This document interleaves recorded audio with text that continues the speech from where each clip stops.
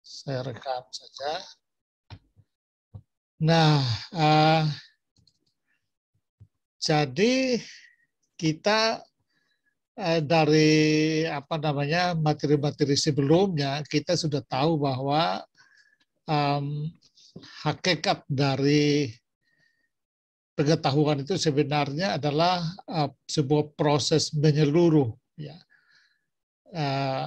dari menyikapi realitas. Ya. Itulah sebabnya saya mengatakan bahwa dua faktor penting di dalam proses pengetahuan adalah pemahaman tentang siapa manusia itu dan apa itu realitas. Ini dua fondasi utama, ya. Siapa manusia dan apa itu realitas. Nah, kita menggunakan tentu saja banyak perspektif di situ, tetapi di sini kita menggunakan perspektif dari Pak Noto Hamijoyo, ya, rektor pertama UKSW, yang memang berjasa besar dalam meletakkan nilai-nilai dan filosofi dasar UKSW, ya, sebagai sebuah lembaga ilmiah. Nah, saya kira saya sudah jelaskan di waktu-waktu lalu juga. Ini hanya penegasan kembali supaya masuk, ya, menjelaskan bagaimana berpikir kritis ada di dalam proses pengetahuan. Ya. Nah, di sini Pak Noto menjelaskan manusia sebagai penyingkap kebenaran, ya, atau aletheia. Jadi siapapun manusia itu dia adalah penyingkap kebenaran atau aletheia. Nah, kebenaran itu tentu berarti berkaitan dengan realitas. Ya. Katakanlah kebenaran adalah hakikat realitas itu sendiri. Apa itu realitas? Ya. Nah, Pak Noto menjelaskan realitas itu memiliki 4 domain atau 4 perspektif. Itu realitas theos, nomos, antropos, dan kosmos. Nah, tentu yang theos dan nomos ini bersifat transendental, adikodrati. Nah, di sini sains pada umumnya tidak mau masuk ke sini. Sains pada umumnya melihat theos dan nomos itu sebagai hal-hal yang tidak bisa diukur, tidak bisa dibuktikan. Sementara sains bekerja dengan metode-metode yang ketat untuk bisa diukur, bisa dibuktikan, bisa diverifikasi. Ya. Nah, sehingga sains lebih banyak bergelut dengan hakikat antropos dan kosmos, kan gitu ya.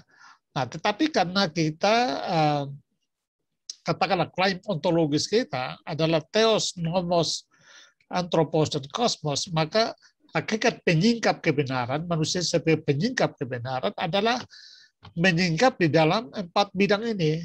Kebenaran theos, kebenaran dalam nomos, kebenaran antropos, dan kebenaran kosmos. Untuk apa? Nah, untuk apa dalam bahasanya Pak Noto adalah supaya kita mengabdikan, ya, kepada bangsa, negara, kemanusiaan, ya, bagi gereja, ya. Tentu sesuai dengan komunitas kita, komunitas keagamaan kita. Ya. Jadi apa yang kita singkap sebagai kebenaran dalam realitas itu harus bermanfaat, harus diabdikan, pengabdian, ya, kepada kemanusiaan, kepada bangsa dan negara, kepada komunitas keagamaan, atau dalam hal ini Pak Propo sebut dengan gereja, ya, kepada Tuhan. Ya. Ya, seperti itu. Jadi Pak Noto tidak melepaskan theos dan nomos itu dari pengetahuan. Itu bagian dari perspektif pengetahuan. Nah, di sini kita lihat bagaimana berpikir kritis berperan di dalamnya untuk menyusun atau menstrukturisasi semua ini menjadi pengetahuan. Ya. Di mana kita melihat realitas theos, nomos, antropos, dan kosmos itu. Oke, kita lihat ya, di bagian selanjutnya, ya.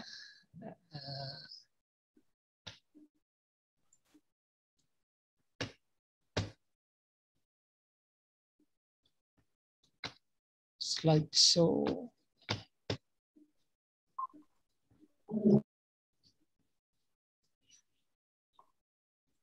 Nah, oke, itu sekarang kita lihat bagaimana itu berproses. Nah, itu ada di sini ya. Kita lihat, saya kira piramida pengetahuan ini juga sudah pernah saya jelaskan ya kepada kalian. Ini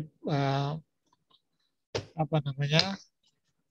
Di sini kita perhatikan bahwa sebenarnya semua itu datang dari realitas keseharian ya.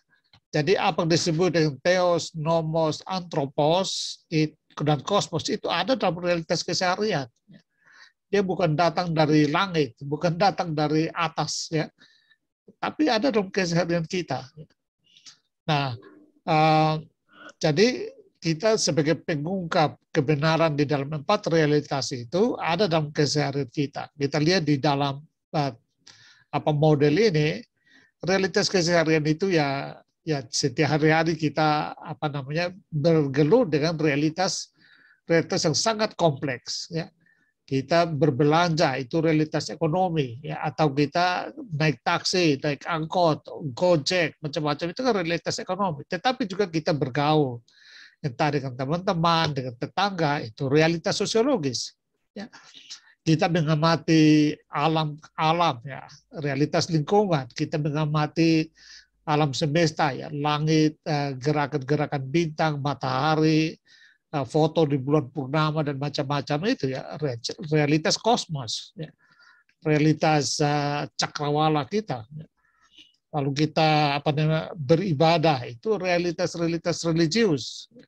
Kita apalagi ya, menari, memainkan hobi, itu semua ada realitas keseharian.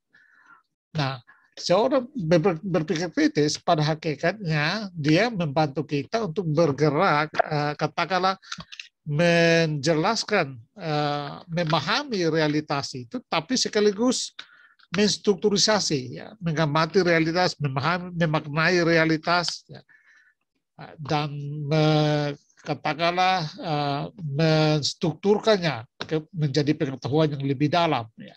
Nah, jadi tergantung dari bidang keilmuan yang dimana menjadi daya tarik kita atau menjadi passion kita atau yang kita geluti. Ya. Anda mungkin mahasiswa ekonomi, mahasiswa biologi, mahasiswa psikologi, mahasiswa fiskom, mahasiswa FSM dan seterusnya ya, teologi ya. Nah, itu ada dalam keseharian. Semua bidang-bidang ilmu itu ada dalam keseharian. Nah, berpikir kritis membantu kita untuk melihat keseharian ini, ya, mengamati keilmuan kita dalam keseharian ini untuk mendokumentasikannya. Ya. Jadi mendokumentasikannya itu menjadi data. Data adalah realitas yang terdokumentasi. Ya, Anda mengamati, kalau Anda ekonomi ya, mengamati perilaku belanja misalnya tetangga Anda atau kaum milenial atau apapun itu, Anda amati sebanyak yang bisa, lalu Anda mulai data ya, dokumentasikan dalam bentuk kuantitas dan kualitas, dalam bentuk gambar, dalam bentuk grafik dan macam-macam itu menjadi data kan gitu ya. Yang membedakan kita orang kampus atau orang sekolahan ya dengan yang tidak sekolah adalah mendata, mendokumentasikan realitas menjadi data. Jadi tidak perlu mendokumentasikan semua realitas karena realitas terlalu kompleks. Sementara usia kita terbatas ya, disebut manusia adalah makhluk temporal, makhluk yang ada dalam waktu, maka untuk mengefektifkan kehidupan kita fokus kepada 1-2 realitas untuk kita olah. Ya. Nah, setelah didata, data yang banyak itu tentu kita akan kembangkan terus ya. Realitas yang kita amati itu lintas waktu, lintas tempat, ya, lintas komunitas di mana-mana sehingga kita dapatkan data yang sebanyak-banyaknya ya, dalam kehidupan kita. Data yang sebanyak-banyaknya itu lalu kita interpretasi, kita maknai. Ya. Data yang terkumpul banyak itu lalu kita interpretasi dan maknai. Itulah yang disebut dengan informasi. Ya. Jadi informasi adalah data yang dimaknai, data yang telah diinterpretasi, data yang telah dibanding-bandingkan, dikategori, ya, dan seterusnya. Ya. Nah, tetapi jangan sampai level itu saja. setelah itu kita kumpulkan informasi sebanyak-banyaknya dari berbagai informasi sejenis ya, dari berbagai tempat, jadi lintas ruang, lintas waktu. Semakin besar skala pengumpulan informasinya, semakin bagus ya, semakin tepat dia untuk diproses menjadi knowledge, menjadi pengetahuan. Pengetahuan adalah informasi-informasi yang pola hubungan dari antara informasi-informasi itu. Nah, jadi data yang dibanding-bandingkan, dilihat relasi informasi yang dibanding-bandingkan, dilihat relasinya satu dengan yang lain, ya, dalam skala yang besar, lintas ruang waktu, ya. Lalu di sini kita lihat polanya dan merumuskan pola itu yang disebut pengetahuan. Kita sebut dengan teori, hukum ilmiah, prinsip-prinsip ilmiah dan seterusnya, itu pengetahuan ya. Tetapi tidak sampai ke situ ya. Kita sudah sampai level itu merumuskan pengetahuan, lalu kita menginternalisasinya ya. Orang menginternalisasinya, mengaplikasikannya dalam kehidupan, dan itulah yang membentuk apa yang disebut dengan kebijaksanaan. Nah, artinya apa? Berpikir kritis membantu kita mulai dari menyikapi keseharian kita, realitas keseharian kita, lalu hidup dengan gaya mengobservasi, selalu ada dalam kesadaran untuk mengobservasi, mengamati secara serius jenis realitas tertentu, lalu kita data dia ya, dokumentasikan supaya menjadi data, diinterpretasi supaya menjadi informasi, lalu dilihat polanya menjadi pengetahuan, dan kemudian diinternalisasi menjadi kebajikan. Dengan kata lain, sekali lagi, berpikir kritis mengawal kita ya, mulai dari proses keseharian sampai terbentuknya kebijaksanaan. Nah, karena itu gejala-gejala atau realitas theos, nomos, kosmos, dan anthropos ada dalam keseharian ini, tidak berada di luar sana ya. Gejala-gejala Tuhan, gejala-gejala nomos, nilai-nilai, ya, gejala-gejala manusia, kosmos, itu semua ada di sini. Kita ambil contoh sederhana ya, ambil contoh salah satu contoh aja ya. Dalam keseharian tata surya itu diamati oleh Einstein ya. Ya, kita membayangkan, bervisualisasi aja ya, bahwa Einstein tiap hari mungkin menatap langit ya, mungkin malam dilihat pergerakan benda-benda langit ya, lalu membayangkan bagaimana alam semesta ini bisa dijelaskan ya. Dia mulai mengamati dari berbagai bentuk-bentuk benda langit, jadi sebanyak-banyak yang dia amati, lalu dia mulai catat ya datanya, lalu data yang makin banyak itu lalu dilihat relasi satu dengan yang lain, diinterpretasi menjadi informasi, pada akhirnya dia menemukan polanya ya. Lalu dia rumuskan secara sederhana dengan E sama dengan MC kuadrat. Ini sebuah rumus yang luar biasa, yang sangat sederhana, tetapi menjelaskan kosmologi kita yang begitu luasnya.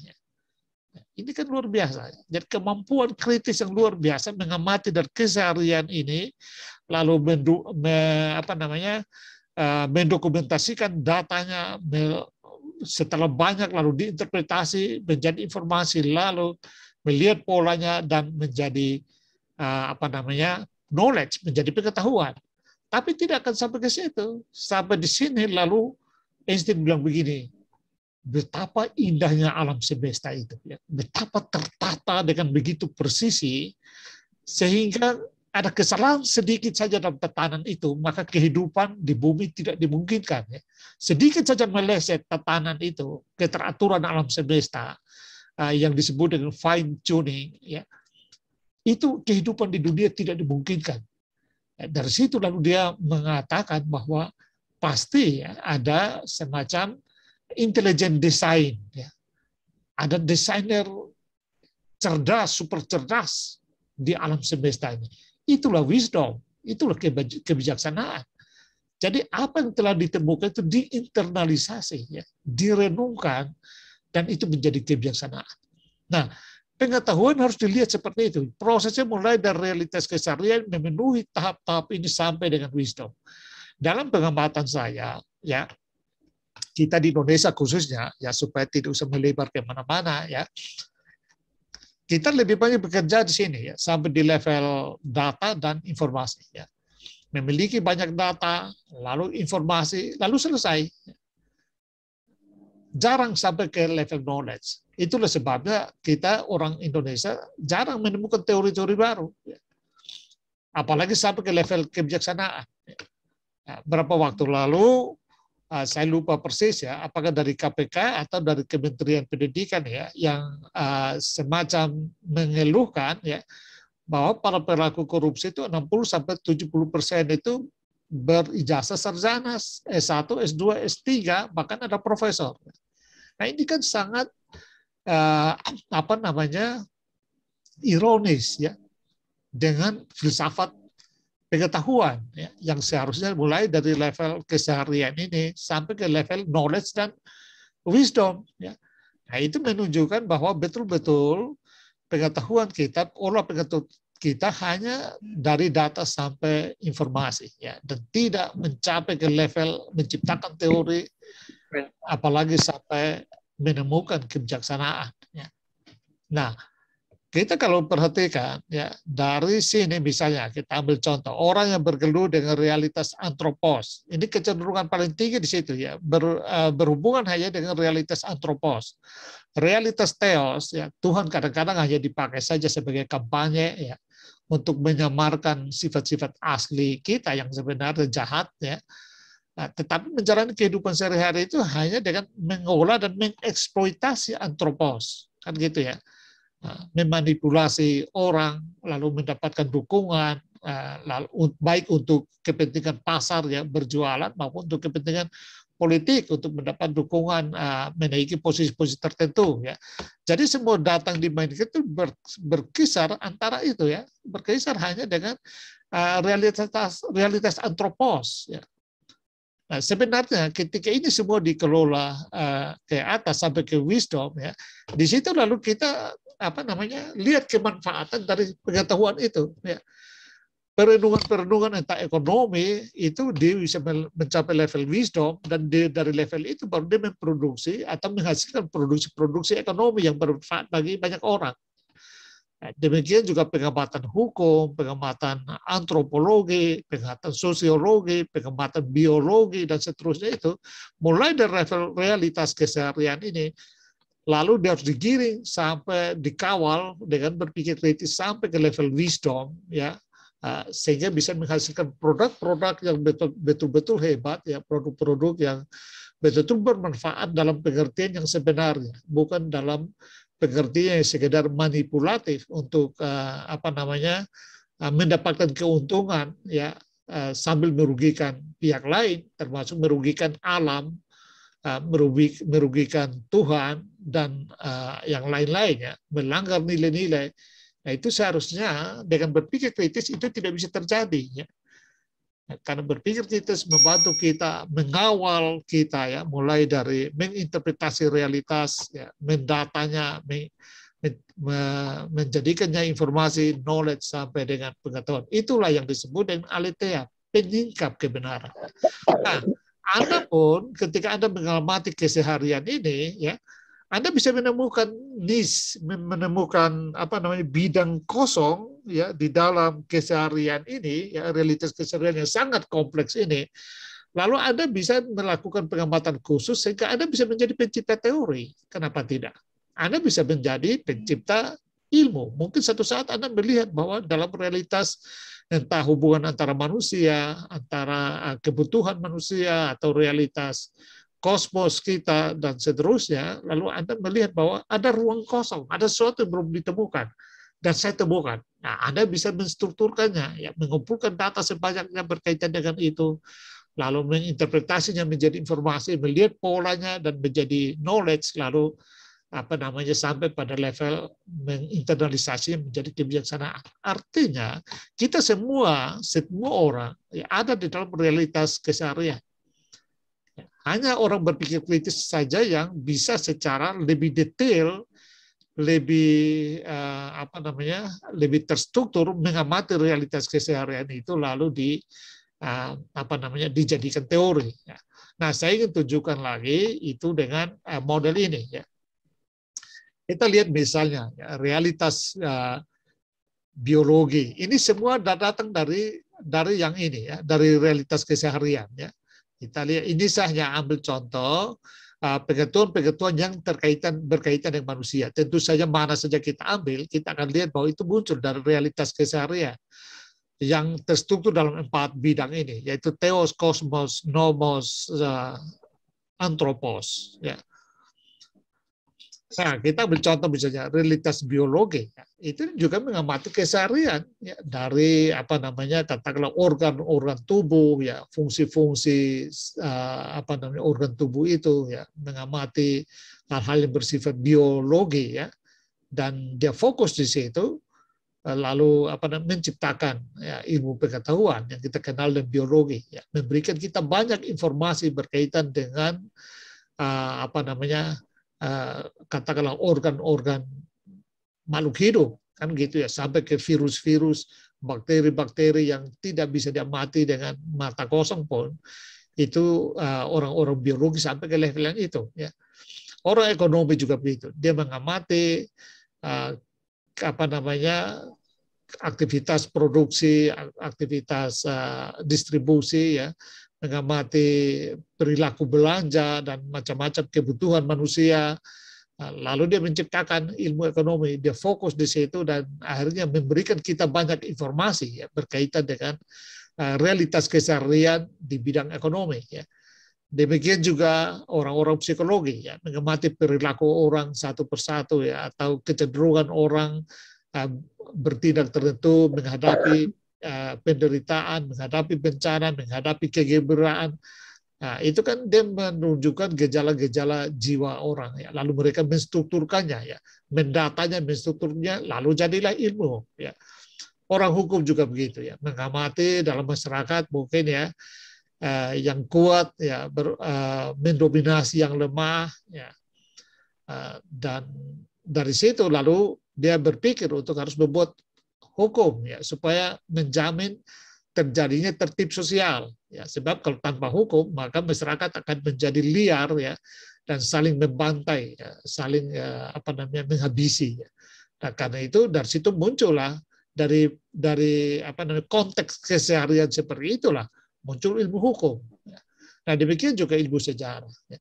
Ilmu sejarah melihat bahwa manusia itu makhluk yang suka romantisme, suka mengenang masa lalu ya, suka berkumpul dan menceritakan masa lalu ya. Reuni itu kan sebenarnya begitu ya, bertemu kembali ya, lalu menceritakan masa lalu, mengenang masa lalu bersama kan gitu ya. Nah, dari gejala itulah, keseharian seperti itulah, lalu muncul ilmu sejarah yang nanti berkembangnya pesat sekali tentu saja ya. Tidak hanya mempelajari masa lalu, tetapi juga masa kini dan masa depan ya. Ilmu politik juga begitu ya, mengamati keseharian di mana manusia suka mendominasi, suka saling menguasai ya. Lalu perilaku kekuasaan itulah yang diamati oleh ilmu politik dan jadilah ilmu politik. Ya. Nah, itu muncul dari keseharian sekali lagi ya. Sosiologi mengamati interaksi sosial ya, manusia saling berhubungan satu dengan yang lain, punya kecenderungan untuk mengelompok. Lalu di dalam pengelompokan itu ada juga bagi kasta-kastanya, ada kelas-kelasnya ya, ada kelas berduit dan tidak berduit barangkali, ada kelas tuan dan hamba dan macam-macam itu. Lalu itu dibahas oleh sosiologi ya. Nah, demikian juga antropologi ya, membahas ciri-ciri fisik manusia dan sifatnya sampai dengan katakanlah karya-karyanya yang menggambarkan sebenarnya tingkat peradaban ya, itu dibahas oleh antropologi. Dan nanti geografi lebih membahas tentang ruang ya, dan banyak lagi ya. Mungkin ya fisika tentu saja ya, membahas perilaku manusia yang mengamati alam semesta, gerak ya, dan seterusnya. Jadi yang mau dikatakan adalah ilmu-ilmu sehebat apapun ilmu-ilmu yang kalian pelajari ya, dan mungkin nanti akan ada di masa depan. Saya berharap kalian ada di antaranya ya, menjadi penemu ilmu-ilmu baru itu. Itu ada dalam realitas keseharian. Ya. Saya sudah membahas saya kira kalian sudah nonton videonya, di mana saya menunjukkan berbagai bentuk-bentuk realitas. Ya. Spektrum realitas itu sangat beragam ya. Mulai dari yang bisa ditangkap dengan panca indera langsung maupun membutuhkan alat seperti teleskop untuk melihat benda-benda yang jauh, jaraknya sampai miliaran tahun cahaya, ya, atau mikroskop yang membantu kita untuk melihat entitas-entitas renik, entitas-entitas yang sangat-sangat super kecil sedemikian sehingga tidak mungkin kita lihat dengan mata telanjang, ya. Atau realitas virtual, ya, ini aneh lagi ya. Realitas virtual ini membuat kita, Anda sedang ada di rumah Anda mungkin di kafe, maka mungkin Anda sedang duduk di pacar Anda, saya sedang di rumah, tapi kita bisa ada dalam satu pertemuan. Itu realitas virtual, tidak masuk akal, tetapi nyata, kan gitu ya. Nah, demikian juga orang yang menggeluti realitas spiritual, religius. Banyak orang mengatakan itu tidak masuk akal. Benar, tidak masuk akal. Tetapi harus untuk masuk akal, Anda harus melihatnya dengan kacamata spiritual, bukan dengan kacamata saintifik. Karena itu dua hal yang berbeda, kan gitu ya. Nah, jadi dari realitas keseharian ini, ya sekali lagi berpikir kritis membantu kita, memberikan kita kepekaan untuk mengorganisir data, menghubungkan, menstrukturkan, mensistematisasi data itu, memaknai, menginterpretasi data yang kita katakanlah peroleh, kumpulkan, lalu menyimpulkan, mensintesakan, ya ini sudah menjadi pengetahuan, ya. Lalu mempublikasikan, ya. Karena bagaimanapun juga temuan-temuan atau data yang kita peroleh, pengetahuan yang kita peroleh, kita harus komunikasikan, kita ekspresikan, kan gitu ya. Dan hanya bisa diekspresikan nanti dengan dua cara, ya, yaitu membicarakannya atau menulisnya, ya, sehingga orang membacanya, ya, kan gitu ya. Jadi itu sebenarnya hakikat berpikir kritis ada di situ, ya. Orang tidak bisa lihat berpikir kritis itu terlepas dari proses pengetahuan, itu menyatu. Nah, saya kembali menjelaskan ini supaya kita paham tentang 4 jenis pengetahuan, 4 perspektif pengetahuan yang sebenarnya sudah datang, ya, dari theos, nomos, anthropos, dan theos, nomos, anthropos, dan kosmos, ya, datang dari situ, ya. Jadi tidak jauh-jauh dari situ, itulah bentuk realitas. Nah, misalnya sains. Sains adalah jenis pengetahuan yang mengandaikan realitas fisika. Realitas yang bisa ditangkap dengan panca indera, bisa diobservasi dengan panca indera. Ya kan, menggunakan metodologi positivistik, artinya harus bisa dibuktikan, harus bisa diverifikasi, harus bisa ditunjuk ini itunya, ya. Jadi harus menemukan instrumen-instrumen untuk membuktikan ini itunya dari realitas. Itulah sains. Nah, jadi baik ini fisika, biologi, hukum, sosiologi, macam-macam. Semua itu berkaitan dengan realitas yang macam itu. Dan tentu berbeda, ya, katakanlah punya gradasi di situ, ya. Misalnya ilmu eksakta itu dia jauh lebih ketat positivistik, ya, dari misalnya ilmu hukum dan sosiologi, ya.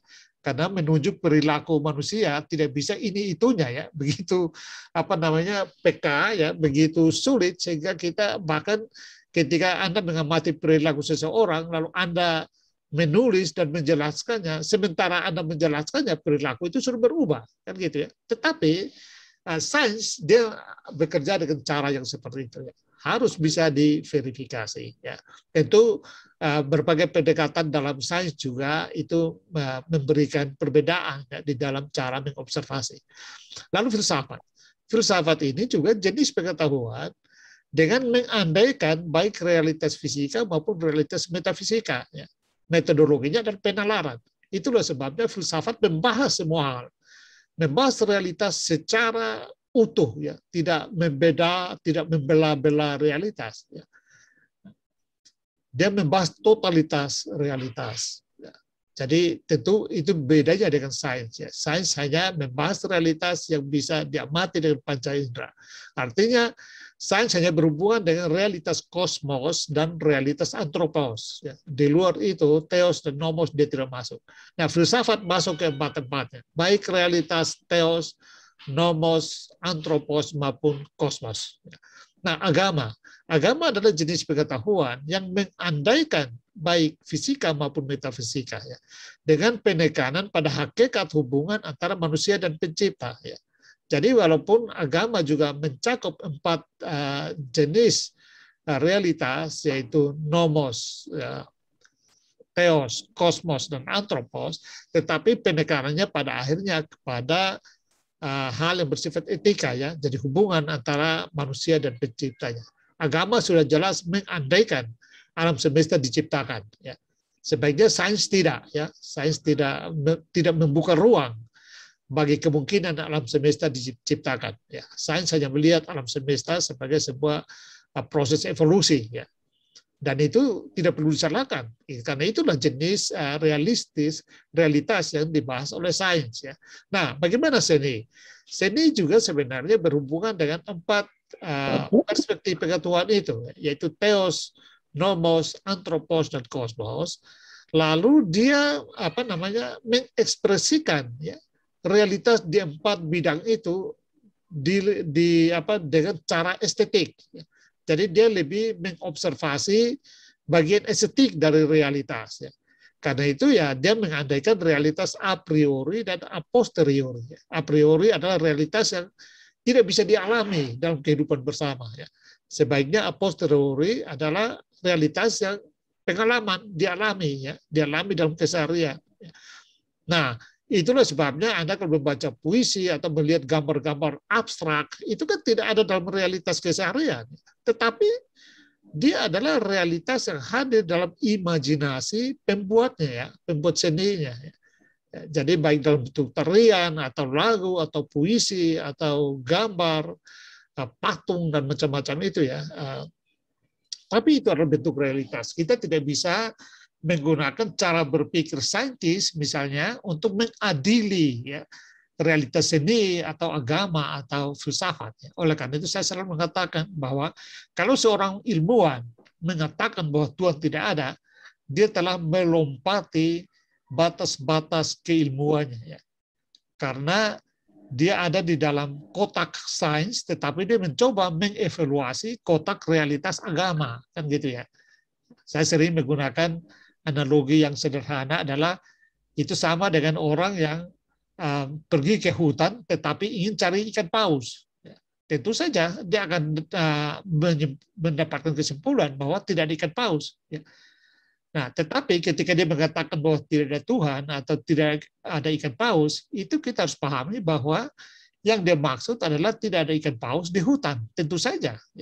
Tetapi bukan berarti realitas ikan paus itu tidak ada di dalam alam semesta. Artinya ikan paus itu ada, hanya tidak di hutan. Ya, itu harus memahaminya seperti itu. Nah, dengan kata lain, dengan menggunakan metode sains, tentu saja Anda tidak menemukan Tuhan, karena metodenya berbeda. Ya. Nah, Anda untuk menemukan Tuhan, Anda harus menggunakan metode yang dikembangkan oleh katakanlah dunia spiritual atau agama, ya, kira-kira begitu, ya, analoginya seperti itu, ya. Sehingga dengan kalau kita perhatikan memang banyak orang yang menggeluti sains lalu kemudian menjadi ateis, ya. Menurut saya itu wajar juga, ya, karena dia mendogmatisasi atau menganggap sains sebagai satu-satunya kebenaran dan mengabaikan kebenaran-kebenaran yang lain, ya, 4 perspektif pengetahuan yang lain. Itulah sebabnya kemudian menjadi ateis. Ya. Saya tidak heran kalau melihat itu. Tetapi ketika dia mencoba untuk mengadili, ya, dalam tanda kutip, realitas di perspektif pengetahuan yang lain, menurut saya itu problem, ya, problem metodologis. Karena itu harus didiskusikan. Ya. Nah, maksud saya menjelaskan ini supaya ketika orang mengkampanyekan kepada Anda tentang ateisme dan macam-macam, ya, menurut saya Anda bisa berargumen dengan cara ini, ya, bahwa tidak bisa karena ateisme itu sendiri itu kesimpulan yang muncul dengan menggunakan metode saintifik untuk menjustifikasi atau mengevaluasi sebuah realitas yang tidak dibahas oleh sains, ya. Sebuah realitas yang justru dibahas oleh ilmu yang lain atau pengetahuan yang lain, yaitu agama dan spiritualitas. Atau saya bisa menjelaskan dengan cara lain adalah bahwa sebenarnya hakikat realitas itu adalah isi dari ruang waktu. Ya. Ini agak filosofis, tetapi jadi pegangan yang benar. Apa yang kita sebut realitas itu adalah isi dari ruang waktu. Sementara entitas yang kita sebut dengan transenden atau yang Tuhan, ya, itu berada di luar ruang waktu. Mengapa? Karena dia pencipta ruang waktu. Kan gitu ya. Jadi tidak mungkin pencipta ada di dalam ciptaannya. Anda tidak bisa menemukan Bill Gates dalam Microsoft. Kan gitu ya. Anda tidak bisa menemukan Steve Jobs di dalam Apple. Karena itu ciptaannya ya. Jadi pencipta selalu berada di luar ciptaannya ya. Oleh karena itu entitas pencipta berada di luar ruang waktu karena ruang waktu adalah ciptaannya. Nah, ini saya kira prinsip-prinsip yang harus Anda pegang ya supaya Anda memahami proses bekerjanya berpikir kritis dengan tepat ya. Nah, mari kita lihat satu persatu dari 4 perspektif pengetahuan tadi ya. Kita mulai dengan sains ya. Nah, sains sudah saya jelaskan tadi bahwa dia adalah pengetahuan metodis, sistematis, koheren dan kritis tentang realitas ontologis atau realitas fisik, realitas yang bisa ditangkap dengan panca indera, baik dengan alat maupun langsung dengan panca kelima indera kita ya. Nah, itulah sains, dan itu sekali lagi dibangun dari keseharian. Mari kita langsung ke contoh ya, bagaimana sains bekerja ya, bagaimana berpikir kritis bekerja dalam sains. Nah, kita lihat misalnya ya soal Isaac Newton ya. Persoalan tentang jatuhnya benda dari atas ke bawah ini kan sebenarnya bukan persoalan sebenarnya. Boleh dikatakan hanya orang gila yang mempersoalkan barang ini ya. Tiap hari juga kita mengamati semua benda jatuh dari atas ke bawah. Ketika kita main layang-layang, layang-layangnya jatuh ke bawah. Ketika kita main sepak bola, bolanya jatuh ke bawah. Kita main pingpong, bolanya juga jatuh ke bawah. Tiap hari daun-daunan jatuh dari atas ke bawah, buah-buahan juga begitu. Itulah keseharian kan, ada dalam keseharian. Tetapi seorang Isaac Newton yang ini contoh pemikir kritis yang baik ya, dia mempertanyakan kenapa harus jatuh ke bawah, kenapa dia tidak jatuh ke atas? Karena kan bumi kita kan ada di dalam tatanan semesta, tata surya, ya. Jadi dia tergantung ya. Nah, kenapa dia harus jatuh ke bawah? Kan dia bisa jatuh ke atas, karena atas bawah itu dalam tatanan tata surya kita kan sebenarnya tidak jelas kan gitu ya. Jadi pertanyakan kenapa dia tidak jatuh ke samping atau tidak jatuh ke atas, tapi justru jatuhnya ke bawah. Nah, ini tentu pertanyaan yang aneh ya. Nah, tetapi dengan mengamati hal yang sederhana dalam tanda kutip ya, dalam keseharian seperti itulah, lalu melahirkan teori gravitasi ya, yang begitu hebat itu ya. Teori gravitasi yang kemudian menjadi katakanlah pionir untuk lahirnya banyak teori, bahkan banyak teknologi ya diciptakan ya dari dasar teori gravitasi Newton ya. Ini luar biasa. Nah, jadi saya ingin katakan bahwa teori yang hebat itu muncul dari realitas keseharian. Nah, karena itu saya optimis ya, di antara Anda pun satu saat kita semua ya bisa menciptakan teori dengan mengamati secara kritis realitas keseharian di sekitar kita. Nah, kita lihat lagi contoh yang lain dari sains ya, hukum permintaan dan penawaran ya. Setiap orang sampai di orang kampung, ibu-ibu di kampung sekalipun, saya kira mereka tahu bahwa kalau barang dari sebuah produk langka, maka harganya pasti akan naik. Ya. Kalau barangnya sudah sulit ditemukan, pasti harganya naik. Sebaliknya, kalau barangnya berlimpah-limpah, maka pasti harga murah ya. Nah, makanya saya pakai contoh ini ya. Kalau kita berlangganan telur ayam kampung dan suatu saat jatah kita dikurangi atau bahkan tidak bisa dapat jatah lagi, itu pertanda kalau harga telur langka, persediaan telur langka, ya, sehingga harganya pasti akan naik. Dimanapun kita cari dan kita ketemu, harganya pasti lebih tinggi dari biasanya. Ya.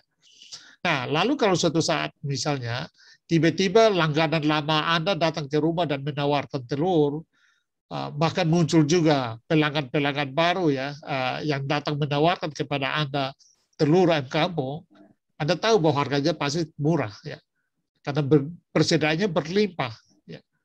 Pembelinya kurang, jadi persediaannya lebih banyak daripada pembelinya, maka harganya akan murah. Ya. Jadi orang sekira dimanapun juga, ibu-ibu sampai di kampung pedalaman, itu tentu paham ini ya. Tetapi seorang pemikir kritis, para pemikir kritis mengamati ini bukan hal yang sederhana ya. Mereka mendatanya dengan baik, mensistematisasinya dengan baik, mengumpulkan informasi. Apakah ini misalnya ini terjadi di saya di Kupang, apakah di Manado begitu juga? Apakah di Medan begitu juga? Apakah di Jayapura juga begitu? Apakah di Bandung juga begitu? Ya, kalau barang langka maka harganya naik dan barangnya berlimpah maka harganya murah.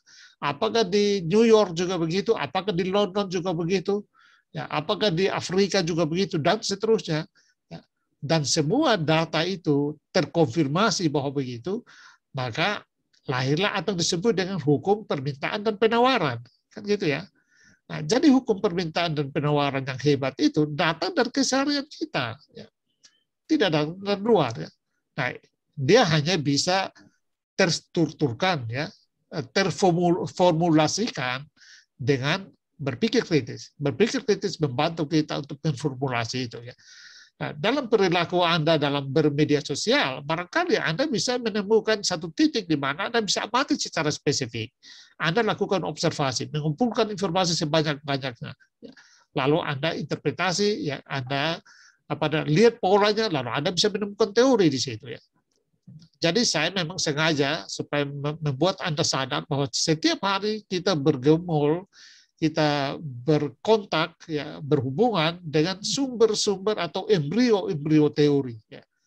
Nah, kemampuan berpikir kritis membantu kita untuk memiliki kepekaan, ya, untuk membangun teori itu. Ya, ya ini cuma bercanda ya, bahwa kalau Anda menjual air laut di pinggir pantai tentu tidak ada yang beli ya.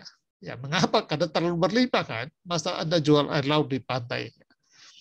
Atau contoh-contoh klasik itu biasanya Anda menjual payung di musim panas ya. Bukan musim hujan, tentu saja lakunya lebih sedikit daripada Anda jual di musim hujan ya. Tapi itu mau menjelaskan bahwa teori permintaan dan penawaran muncul dari keseharian. Banyak teori apapun juga muncul dari keseharian, dan itulah cara sains bekerja. Mari kita lihat bagaimana filsafat. Nah, filsafat itu lebih ke bagaimana penalaran, ya, bagaimana bernalar. Saya sudah jelaskan tadi ya. Jadi kontennya bernalar. Nah, saya menggunakan salah satu saja teori atau konstruksi nalar dari Immanuel Kant, ya. Nah, kita lihat dia menggambarkan modelnya seperti ini ya. Sebagai pengamat, jadi kita semua adalah pengamat, lalu kita mengamati keseharian yang kompleks ya. Ingat, realitas keseharian kita kan sangat kompleks, tumpang tindih dari berbagai gejala kita hadapi setiap hari. Itulah sebabnya kompleks. Nah, seorang pemikir kritis atau seorang observer yang kritis, dia hanya mencuplik bagian tertentu, fokus di bagian tertentu dari realitas yang kompleks itu, ya, lalu dia mengamatinya dengan baik dan menstrukturkannya, lalu memprosesnya sehingga menjadi pengetahuan sampai ke level wisdom. Ya. Kita datang ke contoh yang lebih sederhana lagi ya. Mohon jangan lihat ini dari perspektif gender ya, ini dari perspektif pengamat dan objek amatan ya. Nah, Anda bayangkan kalau misalnya di sini ada 3 orang ya, mungkin 1 bapak 2 ibu barangkali ya, mengamati ibu ini ya. Lalu dari pengamatan mereka muncul misalnya yang satu berpendapat bahwa oh ibu ini seksi misalnya ya, yang satu bilang oh ibu itu cantik ya. Lalu ada yang bilang ibu itu tidak cantik, ya, misalnya kayak gitu ya. Nah, kita tahu bahwa 3 orang mengamati objek yang sama ya. Tetapi kenapa mereka punya kesimpulan yang berbeda? Itu berarti mereka tidak mengungkapkan kebenaran, kan gitu ya. Nah, Kant mengatakan bahwa kebenaran yang sejati melekat pada objek pengamatan, bukan melekat pada pengamat ya. Jadi ketika pengamat mengamati amatan ya, lalu dia membuat kesimpulan apakah cantik, seksi atau apapun itu, kesimpulan itu muncul dari perspektif pengamat itu sendiri ya, dalam mengamati apa namanya objek ya. Jadi kita di model ini mungkin lebih bagus ya. Ya.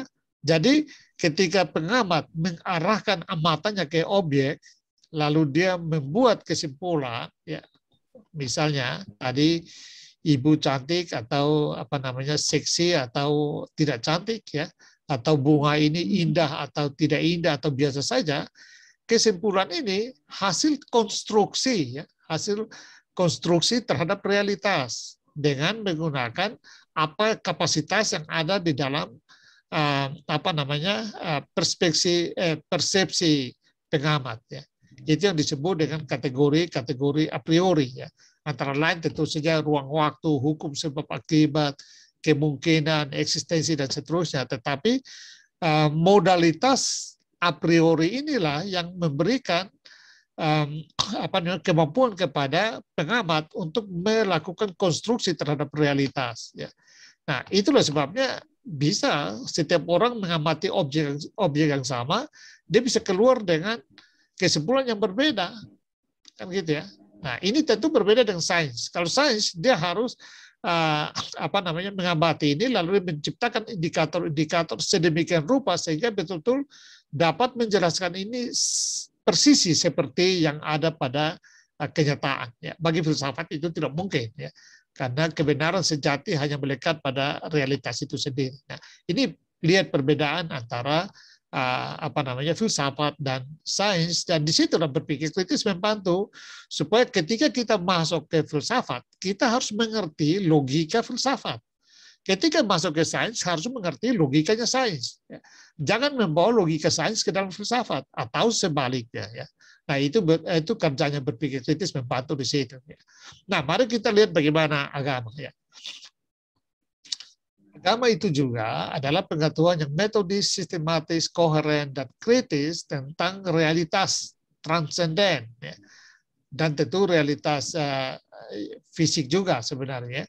Tapi yang terutama adalah realitas yang melampaui naturalistik ya, dan bisa dihayati ya melalui iman percaya ya. Nah, saya sudah mengatakan bahwa fokus agama tentu saja pada hubungan antara pencipta dan ciptaan ya, karena ujung-ujungnya lebih ke etis ya, supaya berperilaku katakanlah memelihara dalam rangka memelihara hubungan yang baik dengan pencipta ya. Nah, kan bagaimanapun juga agama dia memproduksi pengetahuan dari mengamati hubungan atau menghayati hubungan antara pencipta dan ciptaan itu ya. Karena itu dia memproduksi konten, memproduksi pengetahuan. Di situ udah berpikir kritis membantu ya, supaya dia bisa memproduksi konten dengan standar-standar logika agama ya. Nah, itulah sebabnya sudah dijelaskan tadi. Kalau Anda dengan standar logika sains datang ke agama, Anda akan mengatakan bahwa Tuhan tidak ada. Ya wajar, karena Anda menggunakan kacamata sains, kan gitu ya. Nah, itu di bidang sains ya, agama ya. Nah, agama barangkali ya, bukan kapasitas saya untuk menjelaskan ya, tapi menurut saya dia mengamati realitas-realitas spiritual atau religius itu ya, dengan menginterpretasi mungkin metode hermeneutik ya, atau bisa juga dengan metode kontemplasi ya. Tetapi apapun itu, kemudian hasil itu diekspresikan ya, dipresentasikan ya, sebagai bentuk pengetahuan atau bahasa apa di filsafat berpikir kritis adalah logic of content keilmuan ya, logic of content dari agama, logic of content dari filsafat, logic of content dari sains, logic of content dari seni ya. Nah, lalu bagaimana seni ya? Seni saya sudah jelaskan juga sedikit ya, tetapi dia juga pengetahuan yang metodis, sistematis, koheren, dan kritis tentang realitas estetika ya, baik yang bersifat naturalistik maupun adikodrati yang diterapkan melalui pengalaman manusia ya, sebagaimana diekspresikan dalam ragam karya ya, seni dan humaniora. Jadi bisa dalam puisi, bisa dalam sastra, bisa dalam apa namanya lukisan ya, pahatan, tarian, lagu, ya, banyak sekali drama, ya. Macam-macam ya. Menurut saya bentuk atau perspektif pengetahuan seni itu yang paling kaya dalam mengekspresikan realitas, ya. Termasuk realitas-realitas yang a priori tadi, ya. Nah, jadi realitas yang sama sekali tidak bisa dimiliki oleh orang lain, spesifik ada dalam imajinasi dari pembuatnya, ya. Yang bisa diekspresikan entah dalam bentuk lukisan atau puisi atau dalam bentuk. Nah, kalau Anda menggunakan logika sains untuk menilai seni, tentu ini tidak akan ketemu, ya. Ya, karena bahasa-bahasa puisi lalu Anda harus minta diverifikasi misalnya. Lah itu kan tidak ketemu jadinya, ya. Itu tidak bisa, ya. Karena itu harus masuk ke dunia seni dengan logika seni. Nah, itulah berpikir kritis. Jadi berpikir kritis membantu kita, istilahnya ya, masuk ke kandang kambing harus mengembi, kan gitu ya. Masuk ke sains, Anda harus menggunakan logika sains. Masuk ke filsafat, Anda harus menggunakan logika filsafat. Masuk ke seni, Anda harus menggunakan logika seni. Masuk ke agama atau spiritualitas, harus menggunakan logika spiritualitas. Dan Anda tidak boleh menggunakan salah satunya untuk menilai perspektif pengetahuan yang lain, ya. Itu melanggar hukum berpikir kritis, kira-kira begitu, ya. Nah, jadi berpikir kritis membantu, ya, semua perspektif itu, perspektif pengetahuan itu untuk menata kontennya.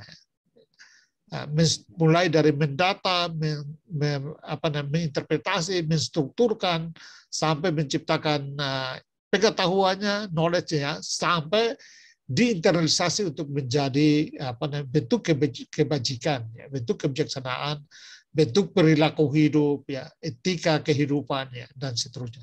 Jadi baik perspektif seni, agama, filsafat maupun sains, pada akhirnya dia berpuncak pada penciptaan kebijaksanaan, ya, penciptaan etika kehidupan, ya. Nah, boleh saja sains mengatakan, oh tidak, saya tidak berurusan dengan nomos, tidak berurusan dengan nilai, ya betul, tetapi hasil temuan-temuan sains bagaimanapun juga dia punya implikasi etis, ya. Orang menciptakan cloning misalnya, orang menciptakan apa lagi, ya, macam-macam yang bisa secara etis melanggar nilai-nilai kemanusiaan, nilai-nilai kebersamaan. Nah, disitulah dia harus membutuhkan etika, ya, baik Anda setuju atau tidak, kan gitu, ya. Nah, itu kekuatan dari berpikir kritis dalam arti bahwa sekali lagi berpikir kritis membantu baik sains, filsafat, teologi maupun seni, ya, untuk menata, ya, menciptakan konten, ya, atau apa yang disebut dengan logic of content-nya, ya, di dalam 4 perspektif pengetahuan itu. Nah, tetapi tidak hanya sampai ke situ, ya. Berpikir kritis juga membantu baik sains, filsafat, teologi maupun seni untuk mempresentasikan, ya, temuannya, mempresentasikan logic of content-nya, mempresentasikan apa yang disebut dengan bentuk pengetahuan temuannya, ya. Nah, baik di bidang sains, filsafat, teologi maupun seni. Itu kan setelah menghasilkan seni, katakanlah begitu, kan itu kan harus dihadirkan, dipresentasikan, kan. Dan untuk mempresentasikannya ada 2 platform, hanya 2 platform saja dalam mempresentasikannya yang kita sebut dengan platform dialektika keilmuan atau platform dialektika pengetahuan, ya. Kalau keilmuan dia lebih berkaitan dengan sains, maka bisa kita sebut dengan platform dialektika pengetahuan, ya. Yaitu apa? Yaitu critical writing, ya. Anda harus menulis. Anda setelah menciptakan konten saintifik, Anda harus menulis supaya dihadirkan di tengah-tengah masa sains, ya. Katakanlah komunitas sains. Kalau Anda filsafat, menciptakan konten filsafat, Anda harus menulis juga, ya, supaya bisa dipahami, bisa dipelajari, bisa didebat oleh komunitas filsafat atau komunitas peminat filsafat. Teologi juga demikian. Anda memproses konten, menghasilkan konten, lalu Anda harus menulis supaya orang memahami konten, logic of content dari teologi ya. Demikian juga seni ya. Anda menghasilkan, tentu misalnya patung Anda hadirkan di situ, boleh orang bisa lihat lalu memahami, tetapi akan lebih bagus Anda menulis supaya detail-detailnya Anda bisa jelaskan. Bahkan filosofinya yang tidak bisa terlihat di dalam patung itu atau dalam puisi Anda bisa jelaskan lebih detail. Nah, di samping Anda menulis, Anda bisa juga membicarakannya ya, mendiskusikannya, menyampaikannya secara verbal, yaitu critical speaking. Apapun yang ada dalam pikiran kita, ya, baik itu scientific logic of content dari sains, logic of content dari filsafat, logic of content dari teologi, logic of content dari seni, ya, itu harus bisa dibicarakan, bisa didiskusikan. Anda mempresentasikannya dengan secara verbal, ya, di dalam komunitas, dengan teman Anda, di kelas, diskusi kelas, dengan di mana lagi ya, di komunitas-komunitas yang berkaitan dengan perspektif keilmuan itu atau perspektif pengetahuan itu ya. Tetapi harus diingat bahwa dasarnya, karena tujuan dari semuanya itu adalah untuk mencapai kebijaksanaan, ya, level tertinggi dalam pengetahuan adalah kebijaksanaan, maka dasarnya adalah apa yang kita sebut dengan intellectual virtues, intellectual ethics, ya. Antara lain adalah intellectual humility, kerendah hatian intelektual, ya. Itu menjadi persyarat untuk Anda berdialektika, mendialektikan pengetahuan, ya, baik dari tulisan maupun speaking, ya. Harus punya kerendah hatian. Intellectual integrity, harus punya kejujuran, kejujuran ilmiah, ya, mengatakan apa adanya sesuai dengan temuan, tidak memanipulasi data misalnya, ya. Intellectual courage, harus berani mengatakannya. Mengapa? Karena diproses secara jujur untuk menemukan data, menginterpretasi informasi, memformulasikan pengetahuan atau teori atau model atau hukum ilmiah, lalu telah menjadi kebijaksanaan. Ya, jadi berani karena benar, kan gitu. Benar dalam arti tadi aletheia, ya, manusia adalah makhluk aletheia, penyingkap kebenaran. Nah, kita berani karena kita telah menyingkapnya dengan prosedur-prosedur yang baku, ya, menggunakan tools berpikir kritis, ya. Intellectual empathy, apa artinya? Artinya ketika kita menulis maupun berbicara, kita harus bisa juga mempertimbangkan pandangan-pandangan, teori-teori yang bertentangan dengan teori kita, bertentangan dengan pendapat kita. Ya. Kita harus bisa memahami pendapat yang berbeda itu, teori yang berbeda itu, lalu menjelaskan mengapa kita tidak setuju dengan posisi itu, ya. Jadi posisi kita tetap di sini, lalu kita memberikan argumen, ya, itu namanya empati, ya. Jadi tidak menganggap itu dia bodoh, dia dungu, dia salah misalnya, ya. Itu tidak punya empati, ya. Lalu perseverance, ya. Itu yaitu orang intelektual itu, seorang akademisi itu harus punya tekun, ya. Dia tidak harus rajin membaca, rajin mencari, mengobservasi, ya. Tidak pernah putus asa, ya. Mungkin membaca pertama tidak paham, ya baca lagi sampai bisa memahami, ya. Anda mendengar video, ya tidak paham, dengar lagi satu kali lagi, dengar dua kali lagi, ya. Saya bahkan video-video yang saya suka sekali, ya, dan sulit, ya, saya bisa dengar sampai 6-7 kali, ya, baru paham. Itu pun tidak paham semua, tapi lumayan daripada cuma mendengar satu kali, ya. Jadi butuh keuletan dalam memproses pengetahuan. Apalagi ada kan proses pengetahuan kan pada ujungnya kan untuk kepentingan kita menjalani kehidupan, ya. Pengetahuan yang berkaitan dengan ekonomi, pengetahuan yang berkaitan dengan biologi, berkaitan dengan teknologi, macam-macam. Itu kan ujung-ujungnya adalah supaya kita bisa menjalani kehidupan. Jadi jangan hanya mengkerucutkan pengetahuan ini kepada kepentingan ekonomi toh. Ya. Oh, saya kuliah supaya nanti saya dapat kerja yang bagus. Ya oke lah, itu betul juga. Tetapi itu bukan prinsip utamanya. Ya. Prinsip utamanya adalah menemukan kebenaran, mendapatkan pengetahuan tertinggi, yaitu kebijaksanaan. Lalu yang berikut adalah fair-minded, ya, berpikir dan bersikap adil terhadap orang lain.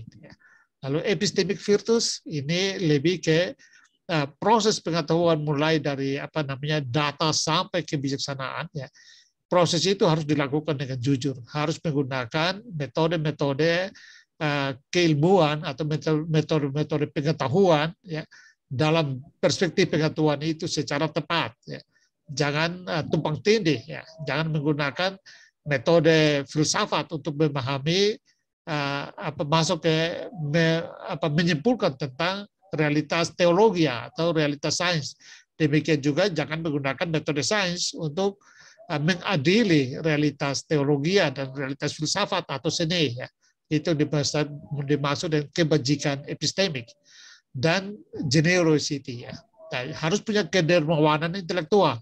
Jadi pengetahuan yang kita dapatkan, keahlian yang kita dapatkan, keterampilan yang kita dapatkan dari proses ini harus bisa kita bagi, ya, kita share kepada masyarakat, ya.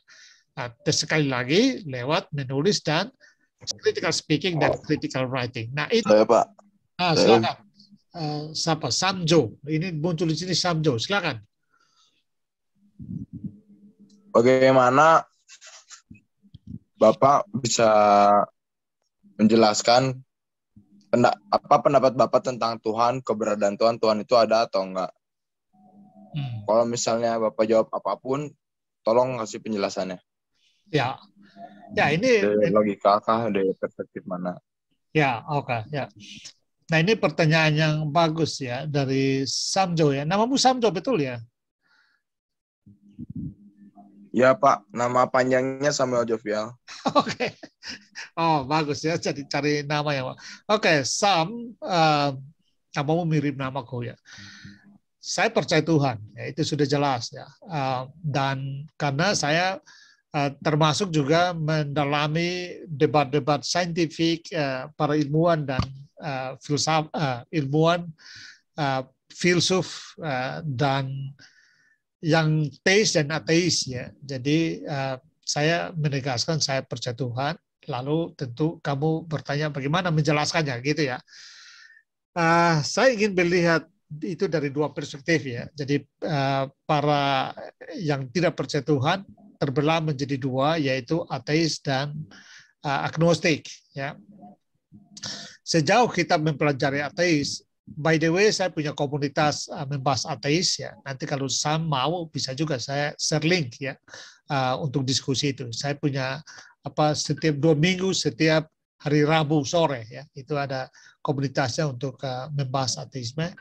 Nah, ateisme itu dia sudah membuat kesimpulan tentang ketiadaan Tuhan. Dia simpulkan bahwa Tuhan tidak ada. Ya. Saya bisa saja memahami, menurut saya, itu bisa saja. Tetapi untuk membuktikan ada tidaknya Tuhan, kita tidak bisa menyimpulkannya dalam waktu yang singkat. Ya, ini penjelasan yang pertama dulu, ya. Sederhananya begini. Luasan alam semesta yang bisa dicapai, bisa disimpulkan oleh manusia dengan teleskop, ya, teropong terbaik saat ini, ya. Sekarang beberapa waktu lalu James Webb sudah beroperasi, ya, menggantikan Hubble, ya. Kita berharap James Webb bikin lebih canggih lagi, lebih detail. Kita bisa memantau alam semesta dalam radius 93 miliar tahun cahaya, ya. Artinya dari posisi kita bumi itu bisa dicapai, mengamati materi-materi kosmik kita mencapai sekitar 46,5 tahun cahaya, ya.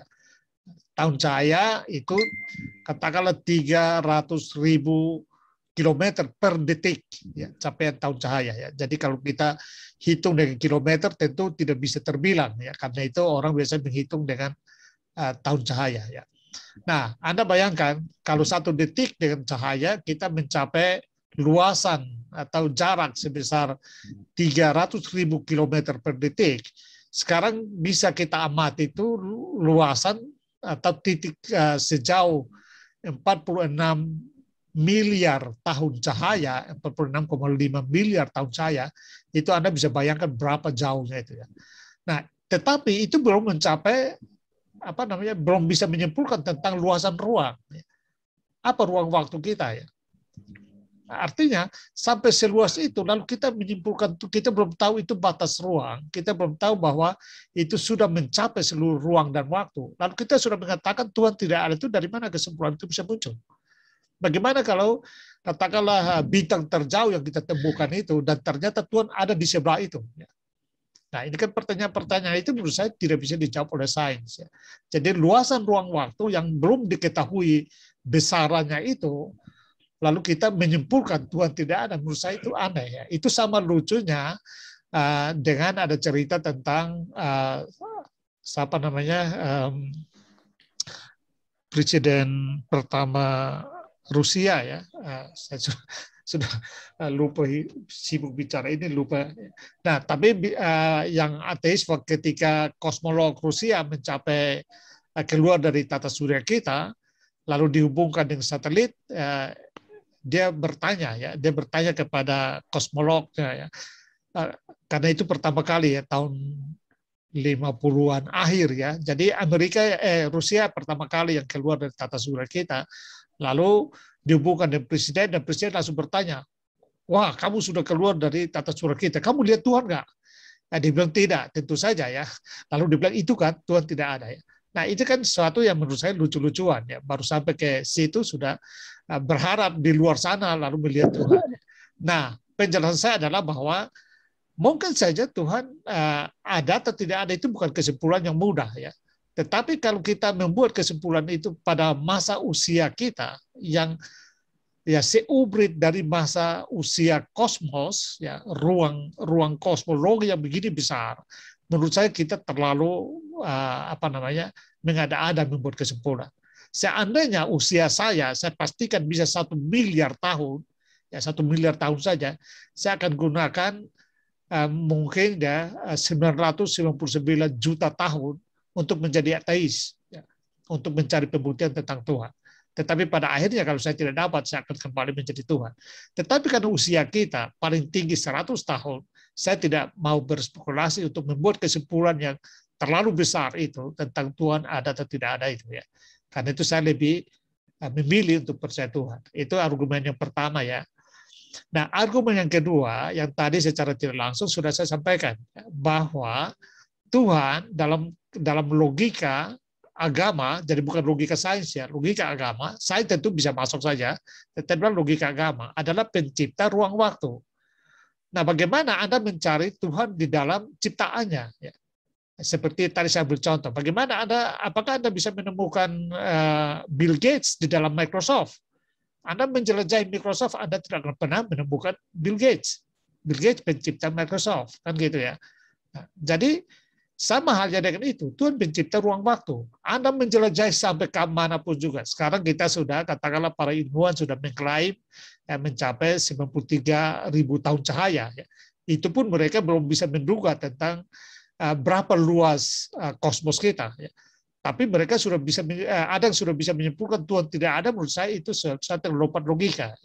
Nah, jadi dengan itu pun belum bisa menentukan luasan kosmologi kita, kosmos kita. Nah, bagaimana kita menyimpulkan Tuhan? Dan itu Tuhan yang menciptakan, ruang waktu Tuhan yang ciptakan. Artinya, kalaupun nanti kita dengan James Webb, kita menemukan jauh lebih jauh dari itu lagi, berlipat-lipat kali lebih jauh dari itu lagi, bahkan menemukan batas kosmos misalnya, itu pasti kita tidak menemukan Tuhan. Mengapa? Karena Tuhan ada di luar ruang waktu. Dia ada di luar ciptaannya ya. Kalau kita berbicara secara fisik, itu kan bahasa-bahasa fisika kan. Nah, tapi kalau kita pakai bahasa spiritual, tentu saja berbeda lagi cara membahasakannya. Ya. Nah, itu argumen yang kedua.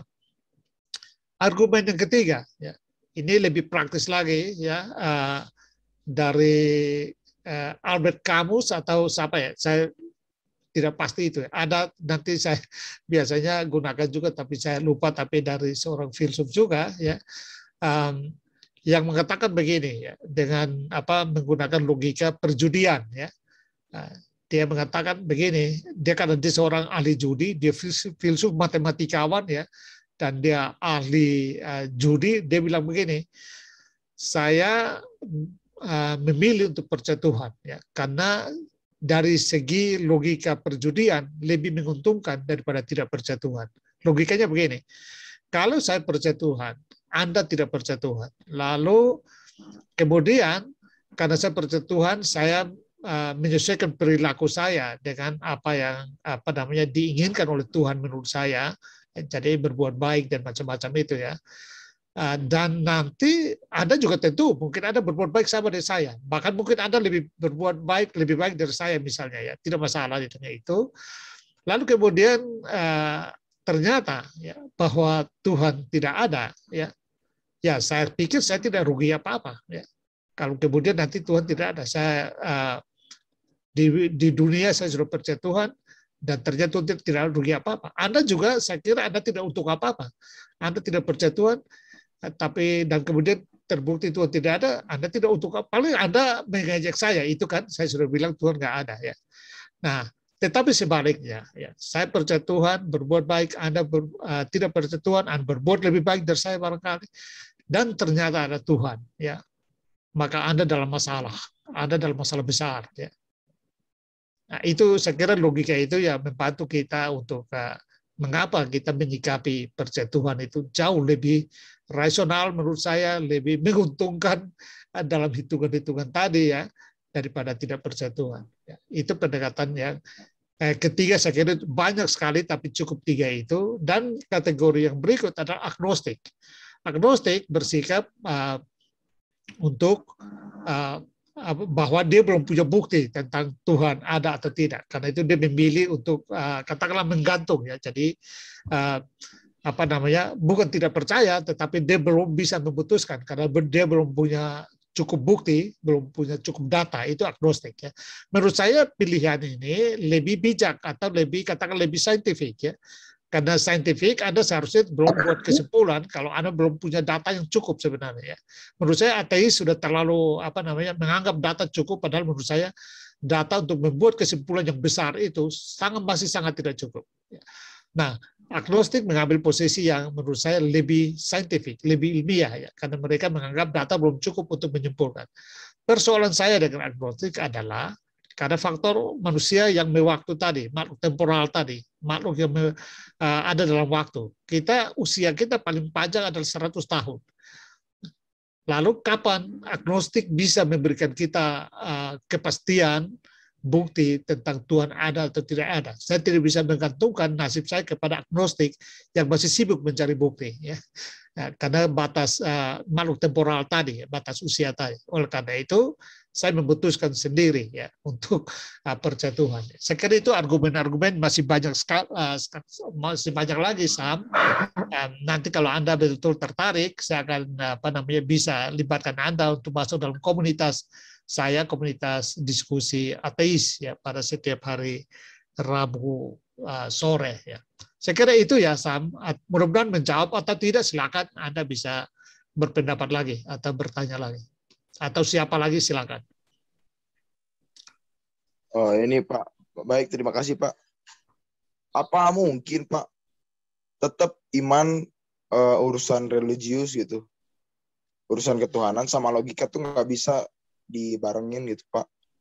Soalnya saya bolak-balik, saya sering mikirin gimana sih ini Tuhan gini, realitasnya ada nggak, mana bentuk wujudnya atau dan lain-lain lah. Malah saya sakit kepala Pak, nggak nemu jawabannya. Nah, kayak bukan kodratnya gitu. Saya nggak nyampe, otak saya nggak nyampe ke Tuhan buat memahami dia. Benar nggak sih Pak? Ya betul ya, tentu saja. Dan itu justru itu logikanya di situ, Sam ya. Justru otak kita tidak nyampe Tuhan, itulah logikanya, itu logisnya ya. Nah, karena itu kita tidak bisa menyerahkan nasib kita kepada keterbatasan logika kita dalam menangkap Tuhan. Kalau kita menggunakan cara berpikirnya Immanuel Kant, maka Immanuel Kant mengatakan bahwa hakikat Tuhan itu bukan objek pengetahuan. Tuhan bukan objek pengetahuan. Ya. Tetapi dia harus ada. Mengapa ada? Karena kalau kita mengamati, semua orang misalnya menginisiasi kebaikan, menginisiasi kebenaran, menginginkan kesempurnaan dan seterusnya. Nah, kebenaran, keadilan, kebaikan, cinta kasih, kesempurnaan itu semua adalah atribut-atribut dari yang maha baik, yang maha sempurna. Artinya dia harus punya sumber utamanya, ya. Dan sumber utama oleh teologi atau orang beragama sebut Tuhan, ya. Nah, begitu ya. Jadi justru dengan menyadari bahwa otak kita tidak sampai, justru di situ menunjukkan bahwa Tuhan itu mungkin, ya. Tuhan itu, karena kita tidak bisa menyerahkan iman kita kepada logika kita. Saya ambil contoh ya, kemarin saya dengan Pak Rektor, nanti kalian akan nonton juga ya, berdiskusi, memang tidak kupas tuntas, tapi saya akan rencana buat video untuk bahas secara tuntas. Kami diskusi tentang tema Dies Natalis kali ini ya, tanggal 30 November kan Dies Natalis UKSW ya. Nah, jadi temanya ambil dari Mazmur 119 kalau tidak salah ya, 17 ya. Yang ya saya kira pasal yang sudah sering kalian dengar ya.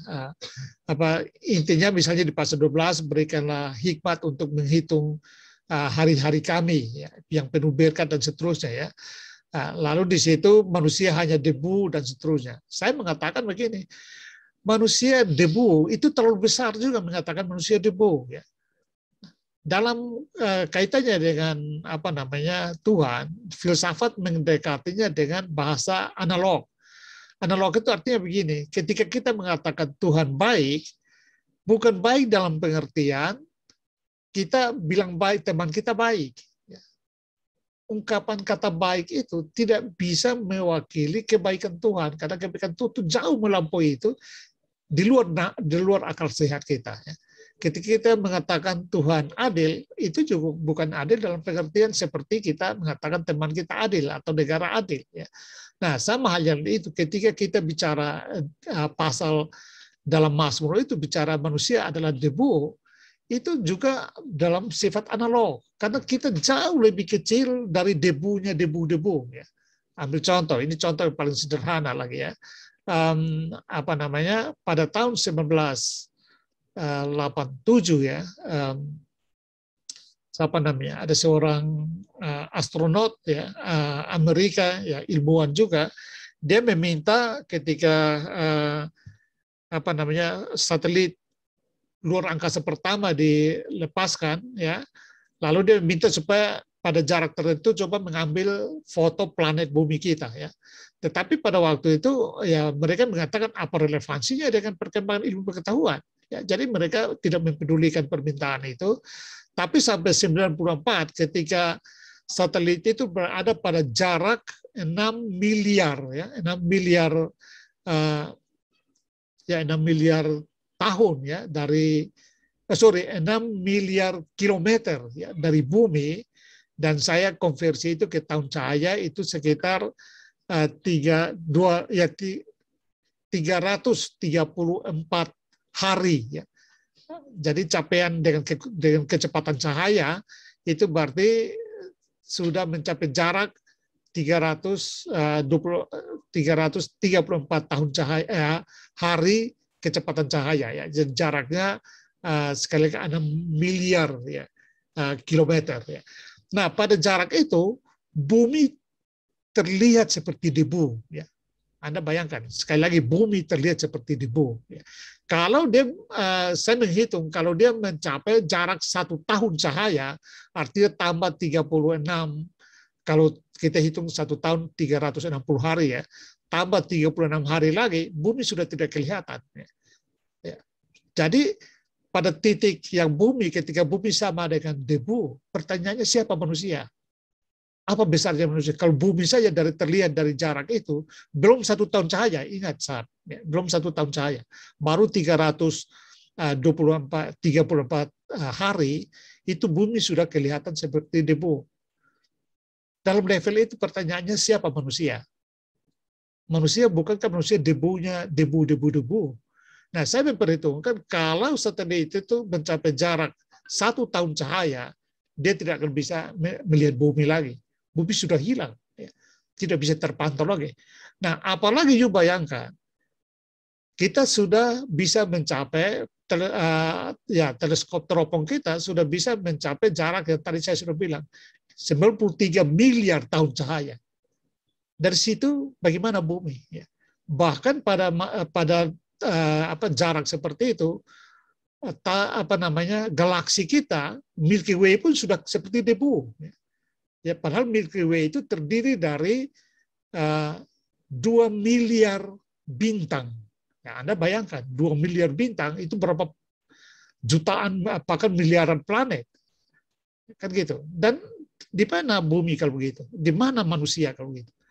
Nah, pertanyaannya, dalam level perbandingan seperti itu, patutkah kita menyimpulkan tentang Tuhan? Padahal kita hanya debu dari debunya debu-debu. Ya. Jadi sulit menjelaskan betapa kecil dan tidak berartinya kita di hadapan alam semesta. Kita jangan omong di hadapan Tuhan, itu terlalu besar. Di hadapan alam semesta. Nah, itu jadi banyak hal yang membuat kita harus merenung lebih bijak, ya, merenung lebih dalam, ya, untuk memahami diri kita di hadapan realitas, barulah kita bicara Tuhan. Ya. Jadi di level itulah saya merenungkan Mazmur itu, bahwa kata debu itu pun sudah sangat berharga bagi kita. Ya. Kalau bilang manusia hanya sebesar debu, itu sudah sangat berharga sekali. Ya. Karena pada kenyataannya dengan saintifik, ya, kita bicara metode sains ini, ya, manusia debu dari debunya debu-debu yang kita ucap berapa kali pun tidak akan sampai. Ya, saya kira itu, Sam. Jadi butuh banyak. Kalau kamu bilang otakmu tidak sampai, ya tidak heran. Semua orang kita tidak akan bisa sampai. Otak kita, logika kita tidak akan sampai. Ya. Karena untuk memahami alam fisik ini pun tidak sampai, apalagi memahami sesuatu yang entitas yang berada di luar alam fisik. Ya. Saya kira itu ya. Silakan, ada lagi? Apakah Sam atau siapa lagi? Silakan. Ya. Mau bertanya, Pak. Silakan, Selfrian. Tadi kan di berpikir kritis dalam agama dan seni itu ada berpikir kritis membantu seni menemukan ide-ide logis of content. Betul. Nah, itu contoh dari ide-ide logis of content itu apa ya, Pak, untuk bagian agama dan seni? Oh, menarik ya. Jadi misalnya kan agama kan dia menggunakan katakanlah metode hermeneutika ya untuk membaca teks-teks tua ya untuk menginterpretasinya, ya kan? Atau melihat katakanlah misalnya sekarang yang populer itu adalah dokumen Laut Mati ya, itu yang ditulis pada tahun 300-an sebelum Yesus lahir ya, sampai dengan awal-awal Yesus lahir, dan itu ditemukan naskah-naskah yang sangat tua ditulis dalam bahasa Aramaik. Nah, itu lalu diinterpretasi ya. Nah, hasil interpretasi itu kan harus itu kan menjadi pengetahuan kan. Nah, itu yang disebut dengan logic of content. Dan dia mengamati sesuatu lalu dia menyusun itu di dalam bentuk pengetahuan untuk dipresentasikan, ya, itu yang disebut dengan logic of content. Begitupun dalam seni, ketika Anda katakanlah berimajinasi atau merenungkan sebuah hakikat, lalu Anda wujudkan dalam bentuk puisi, ya, lalu Anda mempresentasikan puisi itulah logic of content namanya. Jadi logic of content puisi. Setiap puisi kan punya logic kan. Bisa dijelaskan kan gitu ya, itu namanya logic of content. Jadi setiap produk, baik di produk agama misalnya, agama lalu kita mengatakan oh ini orang ini baik sekali ya, dia beragama apa misalnya kayak gitu ya.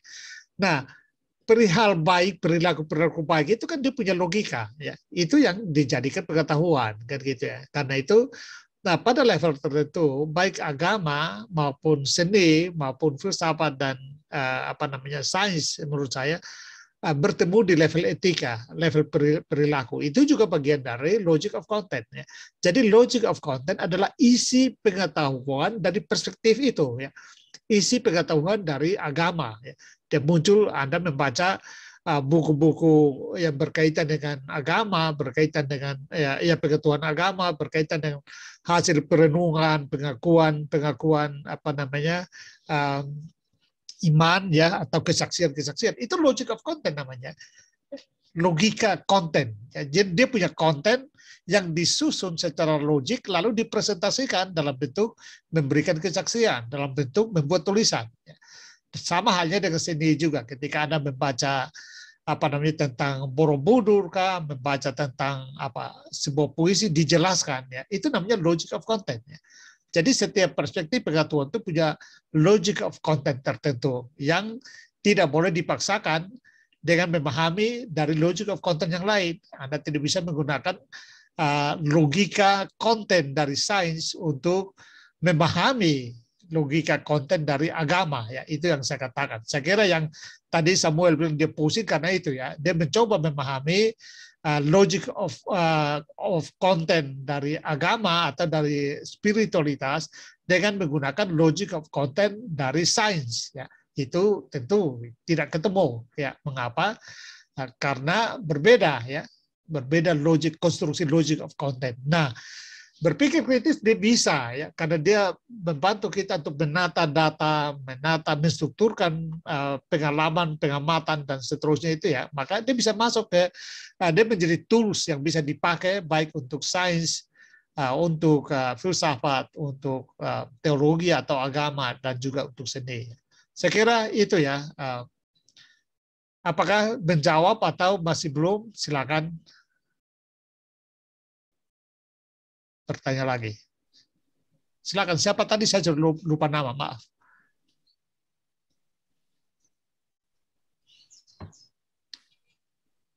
Halo? Samuel tadi, Pak. Iya, Samuel. Saya, yang perempuan yang bertanya tadi itu kan bukan Samuel. Masa Samuel perempuan? Oh, Sevrian, Pak. Sevrian, ya betul. Oke, Sevrian. Bagaimana Sevrian? Kamu Maaf sudah? ya, Pak. Sudah paham, Pak. Oh, oke. Terima kasih, ya. Siapa lagi yang mau bertanya? Saya senang, ya, pertanyaan-pertanyaan kalian kali ini menurut saya berkualitas, ya. Jangan malu-malu untuk bertanya, jangan takut salah, tanya apa saja, silakan, ya, berkaitan dengan nah, saya menyadari bahwa ini karena banyak universitas, bahkan universitas yang berlatar agama seperti UKSW ini, ya, mengalami kegamangan. Ya, gamang karena apa? Mereka di satu sisi mengembangkan sains, ya, dan juga teologi, ya, tetapi pada saat yang sama mereka hanya menganggap kebenaran itu, atau katakanlah mengangkat kebenaran saintifik, ya. Nah, sehingga mengabaikan kebenaran dari agama, filsafat dan yang lainnya, ya.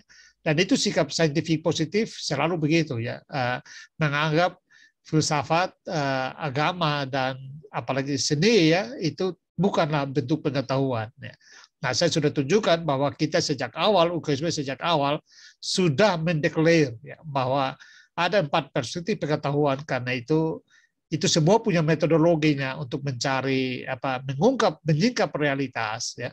Tetapi metodologi itu tidak boleh saling tumpang tindih. Tidak boleh membawa metodologi sains untuk memahami metodologi realitas teos misalnya, ya. Itu saya kira begitu. Kalau kalian bisa menata, ya, memahami metodologi dari masing-masing bentuk pengetahuan ini, maka kalian akan bisa secara proporsional, ya, menempatkan diri, ya. Sehingga saya kira tidak pusing seperti tadi yang Samuel bilang, ya. Saya dulu juga termasuk ada dalam posisi seperti Samuel itu, ya. Tapi kemudian setelah saya belajar, ya, terutama belajar filsafat, lalu saya bisa, ya, memetakannya, dan saya diperkaya lagi setelah membaca Pak Noto, ya. Pikirnya Pak Noto, wah, ini yang saya cari selama ini sebenarnya. Jadi kita menjadi manusia yang utuh dalam pengertian, kita manusia yang saintifik, tetapi juga religius, juga seniman, dan juga yang satu apalagi, ya, filosofis, ya, kan gitu, ya. Oke, siapa lagi yang ada satu yang bertanya sedih di chat room, ya. Ivana, silakan Ivana.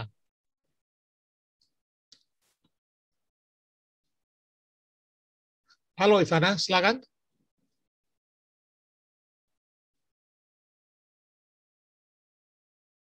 Oh, sorry. Oh, Ivana mic-nya tidak ada. Oke, terima kasih. Saya bacakan, ya, pertanyaan dari Ivana. Tadi Bapak berkata tentang struktur berpikir kritis yang saya ingin tanyakan.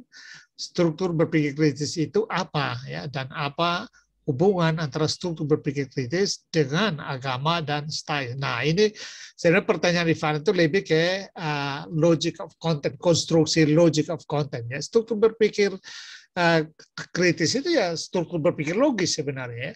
Tapi dia hanya bukan sekedar berpikir logis, melainkan dia mulai dari mengolah ya, realitas keseharian.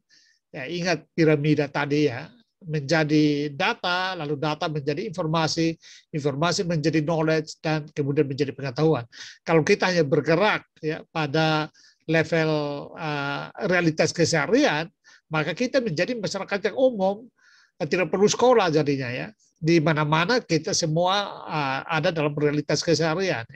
Nah, tetapi struktur berpikir kritis ya membantu kita untuk mengamati secara lebih detail, mengobservasi secara lebih ketat ya sesuatu ya objek tertentu dari pengalaman keseharian itu, lalu kita kumpulkan data, menjadikan informasi, menjadikan pengetahuan sampai ke level kebajikan ya atau kemanfaatan ya.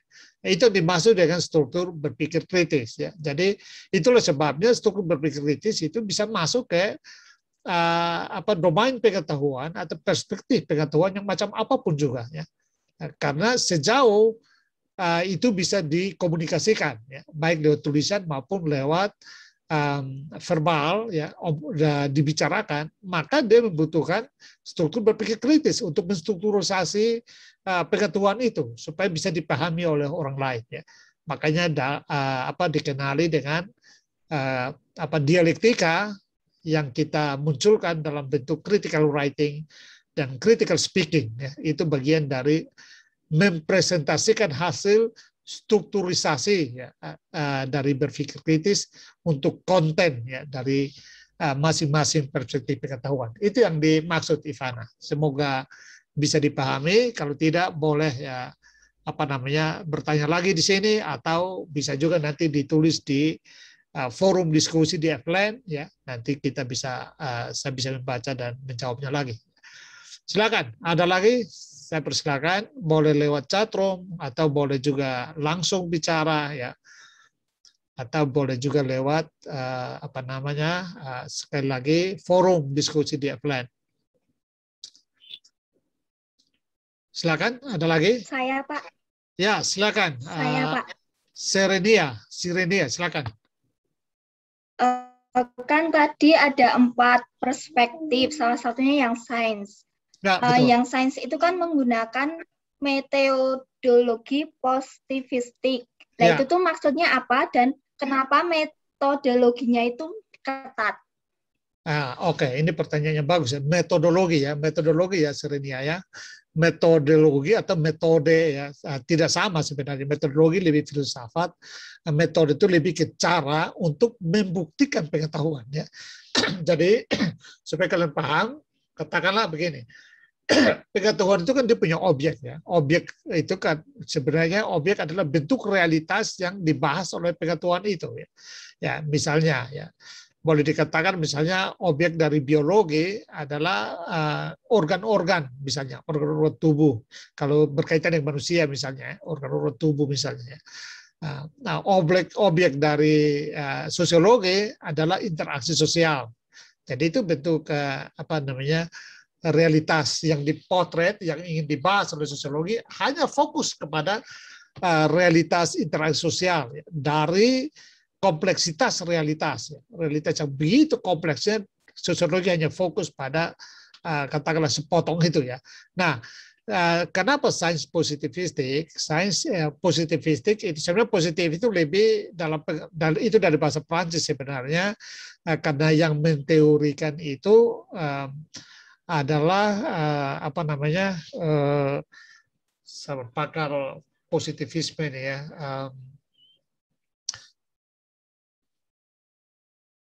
Nanti saya ingat saya sampaikan, sudah biasa bicarakan kalau jadi lupa. Tapi prinsipnya itu dari bahasa Prancis, prinsipnya artinya yang bisa terukur ya, secara matematik. Jadi ketika katakanlah Serenia mengatakan bahwa misalnya harga barang di Salatiga lebih mahal dari harga, jangan omong hal tertentu, harga ayam goreng di Salatiga lebih mahal dari ayam goreng di Jakarta, misalnya ya, misalnya pernyataan. Pernyataan itu harus bisa dibuktikan. Harus ambil beberapa contoh, memfotonya, mewawancarai orang, baik di Salatiga maupun di Jakarta, terutama para penjual ayam goreng, lalu membuktikan bahwa pernyataan itu benar. Nah, itu namanya positivity. Jadi harus betul dibuktikan dengan bukti-bukti evidence yang kuat. Ya. Itu yang namanya positivistik. Nah, saya bekerja dengan cara itu. Ketika kita membuat pernyataan, pernyataan itu harus dibuktikan. Ya.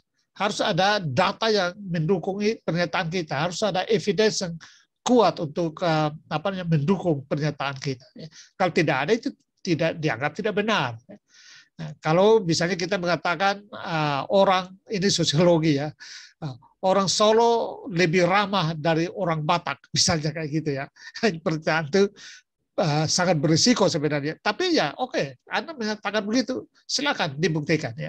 Nah, Anda lihat yang sekarang lagi ramai ini kan misalnya pernyataan Natalius Pigai ya, Natalius Pigai yang mengatakan bahwa jangan percaya Jokowi dan Ganjar dan orang Jawa Tengah ya, karena mereka merampok Papua dan macam-macam itu ya. Nah, dalam debat-debat kalau Anda lihat kan mereka minta dibuktikan ya. Di mana buktinya Jokowi pernah membunuh orang Papua, melecehkan orang Papua, demikian juga Ganjar. Butuh bukti positivis, itu butuh bukti yang betul kuat ya, untuk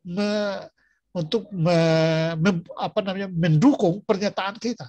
Kalau tidak, Anda dianggap pembohong. Anda tidak mengatakan kebenaran. Ya, itu yang disebut dengan bukti realitas positivistik. Ya. Itulah sebabnya metodenya Serenia itu banyak pakai metode statistik, ya, supaya betul mengukur dengan angka yang presisi. Ya. Jadi indikator-indikator dari sebuah pernyataan diturunkan, lalu indikator itu diberi scoring, ya, lalu dibuat instrumen penelitian, ya, kuesioner misalnya diedarkan, orang isi, lalu dari jawaban itu lalu dimasukkan dalam angka-angka statistik, lalu dihitung untuk melihat pernyataan tadi, misalnya pernyataan Pigai tadi, apakah berapa signifikan pernyataan itu benar ya, atau salah, bahkan salah. Nah, itu yang disebut dengan metode positivistik. Nah, itu dari Auguste Comte ya. Tadi saya lupa, saya pikirkan sulit ya. Auguste Comte ya, orang Perancis yang mengajukan bahwa sains harus bekerja dengan model positivistik ya, yaitu setiap pernyataan harus bisa diukur, ditunjukkan bukti-buktinya dalam realitas. Ya. Kalau tidak, maka pernyataan itu bukan pernyataan ilmiah. Ya. Saya kira itu yang dimaksud ya, Serenia ya. Nanti kalau kita lihat perkembangannya, nanti banyak pendekatan yang termasuk yang mendebat ya Auguste Comte ya. Tetapi pada umumnya prinsip saintifik secara secara jamak ya, seperti yang sudah disebutkan tadi, yaitu membutuhkan dukungan bukti yang kuat. Nah, itulah sebabnya kalau kita berbicara sains ya di dunia kampus, Anda presentasi atau Anda lakukan penelitian, tugas-tugas untuk menulis ya, itu setiap pernyataan itu Anda harus punya bukti. Ya, tidak bisa Anda hanya omong-omong saja menggunakan opini, menggunakan asumsi, dangkal, itu tidak bisa. Ya. Nanti kita akan dalami itu lagi dalam pertemuan setelah TTS ya, karena di situ kan sudah akan mengarahkan Anda untuk membuat critical writing dan critical speaking. Ya. Saya kira itu dah, Serenia ya. Silakan kalau masih ingin bertanya lagi, Serenia, Mas, boleh, atau siapa lagi yang mau bertanya, saya persilakan. Silakan. Silakan. Gini Pak, berarti kalau Bapak bilang tadi keberadaan Tuhan nggak bisa ditentuin sekarang ada atau tidak tuh karena riset teknologi kemajuan kita juga cuma sampai alam semesta gitu. Ya. Sedangkan keberadaan Tuhan di luar ruang waktu. Betul. Berarti kalau misalnya Bapak bilang seperti itu, keberadaan Tuhannya pun udah Bapak bisa bilang ada dong. Entah Ya. itu di mana, tapi Bapak bilang ada di luar ruang waktu. Betul. Dalam begini, jadi dalam metodologi ilmiah ada disebut dengan falsifikasi. Falsifikasi itu artinya you harus membuktikan ketiadaannya ya. Sejauh you tidak bisa membuktikan ketiadaannya, maka dia harus diasumsikan ada. Kan gitu ya. Atau dalam proses ilmiah kita menguji hipotesis. Oh, iya. Hipotesis itu kan ada hipotesis alternatif dan hipotesis nol, kan gitu ya. Nah, misalnya hipotesis nolnya bahwa Tuhan ada. Hipotesis alternatifnya Tuhan tidak ada. Nah, dua-dua itu harus dibuktikan. Ya, jadi sejauh kita tidak bisa membuktikan bahwa Tuhan tidak ada, ya, maka kita harus mengandaikan dia ada sampai muncul bukti bahwa dia tidak ada. Ya. Jadi proses pencarian harus bisa membuktikan ketiadaannya. Gitu loh, itu logikanya begitu loh Samuel. Ya? Ya, Pak. Oke. Berarti Ya. bisa dikatain tetap nggak bisa berbanding sama logika kan? Ya, memang tidak berbanding sama logika sains. Itu jangan bilang logika, karena logika teologi punya logika, logika seni punya logika. Ya. Jadi tidak berbanding dengan logika sains. Itu loh cara berpikir. Logika yang gini loh, Pak. Maksudnya real gitu. Real, apa Emang itu benar real? nyata adanya gitu. Iya, nyata itu apa? Kenyataan itu apa? Kan kita sudah mulai pertemuan pertama, kan kita bahas apa itu realitas, kan? Lalu kalian ada yang bilang realitas adalah yang bisa ditangkap dengan panca indera. Oke, itu benar. Kalau begitu itu realitas saintifik. Ya. Jadi kenyataan itu apa, saya? Kita mulai dari pertanyaan itu kan. Saya sudah bilang dasarnya adalah pertama, siapa itu manusia, dan yang kedua, apa itu realitas. Nah, definisi dua itu akan menentukan bagaimana cara kita menggunakan metode berpikir, gitu loh. Jadi kalau makanya saya bilang Ya, jangan paksakan logika kenyataan sains untuk menjustifikasi atau untuk membuat kesimpulan yang berkaitan dengan realitas agama. Itu tidak ketemu. Ya sama dengan mau pergi tangkap ikan hiu di hutan. Itu maksudnya kayak gitu loh. Ya. Ini Pak, Nah, maksud saya berarti kan agama itu sesuai kepercayaan masing-masing kan, gak bisa diatur atau di apapun lah, sesuai kepercayaan masing-masing tentang keberadaan Tuhan, tentang agama yang dia peluk. Betul. Nah, Betul. itu jadi standarisasi benar, Pak. Yang saya pengen nanya tuh, kebenaran yang sejati itu apa? Ada nggak sih, Pak, kebenaran yang sejati? Nah, kebenaran sejati itu kan sekali lagi kita bicara kebenaran yang sejati itu, kebenaran itu banyak ilmunya. Banyak ilmunya misalnya begini, saya ambil Plato, ya, saya berangkat Plato. Menurut Plato, kebenaran sejati itu adalah dunia eidos atau paradigma, atau disebut dengan, mungkin kita bahasakan secara sederhana itu dunia idea, ya. Itu kebenaran sejati. Semua realitas yang ada kasat mata yang kita lihat sekarang di alam semesta ini merupakan pantulan dari realitas sejati. Nanti Anda bisa buka di Google, Anda ketik misalnya alegori gua Plato. Nanti Anda akan membaca itu banyak sekali di situ. Anda akan membaca apa artinya realitas sejati menurut Plato.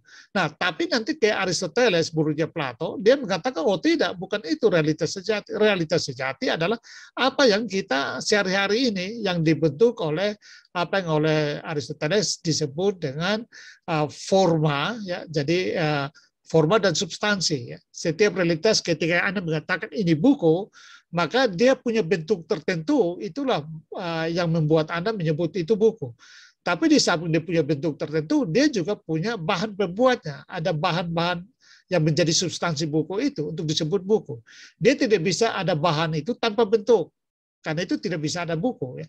Juga tidak bisa punya bentuk tanpa ada bahan pembuat. Dan demikian juga ketika kita bicara manusia, komputer, tikus, kucing, selalu dibentuk oleh forma dan substansi. Nah, itu menurut Aristoteles. Ya. Nah, nanti menurut misalnya Demokritus, dia mengatakan bahwa realitas sejati adalah atom. Ya. Karena dalam atom itu hanya ada adalah gerak dan partikel-partikel kecil, lalu hubungan antar konektivitas antara partikel-partikel kecil. Itulah realitas sejati. Jadi pertanyaan realitas sejati itu Itu banyak perspektif menjawabnya gitu Sam. Lu cari penjelasan tunggal, tidak ada penjelasan tunggal tentang realitas. Makanya di dalam model yang saya sampaikan tadi, realitas itu sangat kompleks, ya, sangat kompleks sekali. Ya, karena kita adalah makhluk temporal, ya, makhluk yang mewaktu, makhluk yang dibatasi oleh waktu, ya, usia kita paling banyak 100 tahun, dan itu tidak ada apa-apanya dengan katakanlah luasan kosmik ini, ya maka kita harus memilih, kan gitu ya, fokus pada jenis realitas apa untuk kita jalani dalam kehidupan. Ya, saya kira begitu jawabannya menjadi praktis sampai ke situ ya, karena kita menjelaskan keseluruhan alam semesta, tidak pernah ada teori tunggal ya untuk menjelaskan realitas sejati itu kayak apa ya, banyak variasi-variasi penjelasannya ya. Jadi tidak ada jawaban tunggal. Kalau you cari jawaban tunggal, kita belum ketemu ya. Mudah-mudahan di masa depan ya ada yang ketemu penjelasan tentang realitas tunggal ya. Mungkin Anda bisa menemukan, kita siapa tahu di antara kita menemukan. Almarhum Stephen Hawking sebelum meninggal dia mencoba menciptakan teori yang disebut dengan everything teori ya, teori segala sesuatu. Tetapi kemudian dia ditertawain kalau segala sesuatu itu menjadi teori, lalu apa itu teori? Ya. Tidak mungkin ada teori bisa menjelaskan realitas, katakanlah realitas segala sesuatu. Wah, itu bagaimana? Itu jadi aneh ya.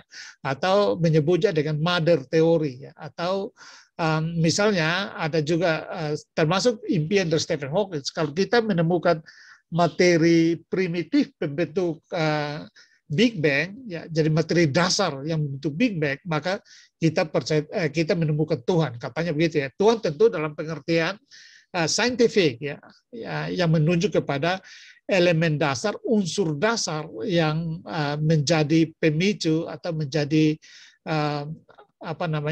pembentuk dari Big Bang yang kemudian menandai dimulainya evolusi ya. Tidak bisa mengatakan dimulainya ruang waktu, karena ruang waktu tidak dimulai sejak Big Bang. Ya, Big Bang sudah berada dalam ruang waktu. Ya. Jadi lebih tepatnya itu Big Bang menandai dimulainya proses evolusi. Ya. Jadi sekali lagi realitas yang sebenarnya, yang sejati itu tidak bisa memberikan jawaban yang pasti tentang itu. Masih menjadi, kalau kita bicara secara ilmiah ya Sam, itu menjadi pekerjaan rumah untuk pencarian kita. Ya.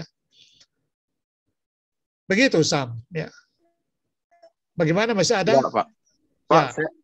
Saya punya pandangan, Pak. Oleh sebab itu, karena yang saya mikirin itu, saya punya pandangan, Pak. Ini yang terjadi sekarang kan kebenaran dipatokin sama agama. Agama malah jadi perpecahan kan, ada yang jadi perpecahan, ada yang dia peluk sendiri emang baik, ada ya macem-macem lah. Jadi kalau menurut saya tuh Pak, benar sama salah tuh kurang pas. Yang paling pas tuh benar, lawan itu kebenaran lain. Ya, itu juga bagus. Pandangan itu juga benar. Itu yang dimaksud dengan perspektif, Sam. Jadi dalam pencarian pengetahuan ini, karena pengetahuan muncul dari realitas yang sangat kompleks, maka memang yang terjadi adalah perspektif. Ya. Jadi yang kamu bilang itu yang oleh Kant disebut dengan perspektif. Kebenaran adalah hasil konstruksi dari pengamat dengan amatan. Ya. Itu yang tadi saya sudah jelaskan di pendekatan filsafatnya seperti itu ya. Jadi itu perspektif. Yang tadi kamu pernyataan awalmu itu yang perlu dikoreksi, yang mengatakan bahwa agama menentukan segala hal. Itu memang ada pada abad pertengahan ya, yang dari abad ke-5 sampai dengan abad ke-15 di mana agama menjadi dominan, ya, sehingga kebenaran-kebenaran di luar ajaran agama itu langsung dapat hukuman. Apa yang dialami oleh Galileo Galilei ya, dan termasuk juga Kopernikus ya, mengalami sanksi gereja ya, karena mengajarkan apa yang berbeda dengan kebenaran agama. Itu betul di abad-abad pertengahan ya, tetapi di abad itu tidak bisa lagi, di abad sekarang tidak bisa lagi bilang bahwa agama menentukan kebenaran. Tidak ada ya.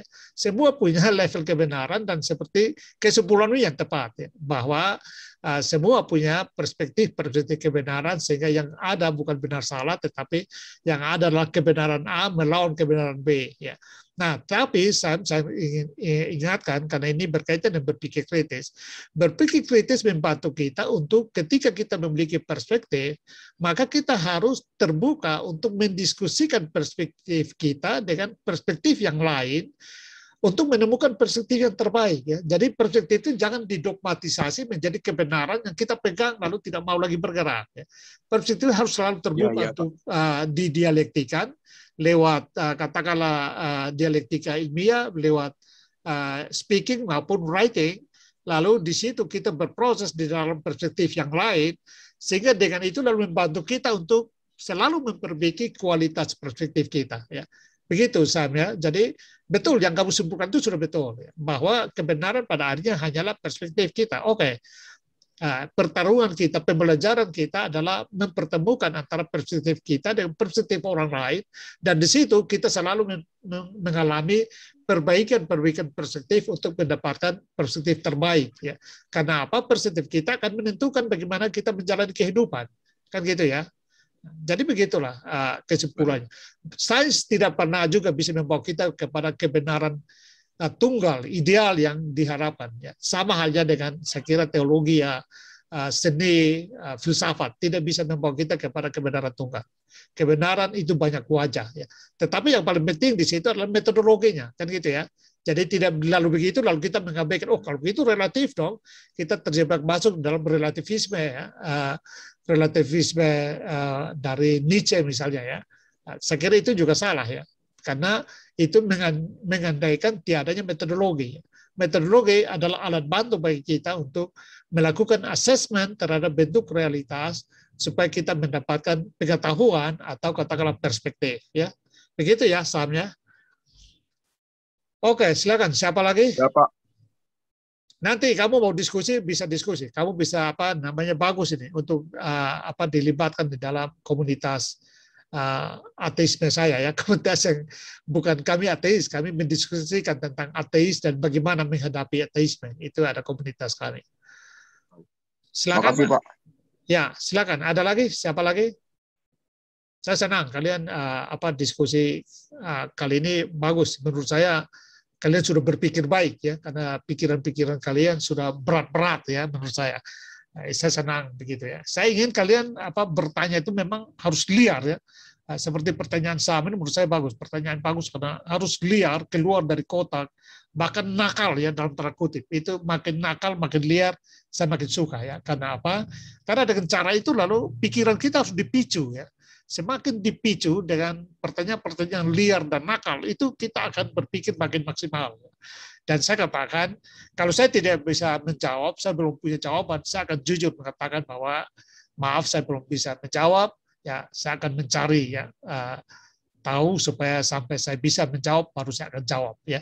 Jadi saya juga tidak akan memaksakan kalau ternyata pertanyaan kalian tidak bisa saya jawab lalu saya memaksakan menjawab dengan mengada-ada, tidak bisa begitu ya. Kita sebagai orang saintifik, kita harus maksudnya orang akademisi ya, kita harus bisa berpikir terbuka dan jujur ya. Tadi saya juga katakan harus punya epistemic virtus ya, atau punya integrity ya, intellectual integrity. Silakan kalau ada lagi saya berikan kesempatan.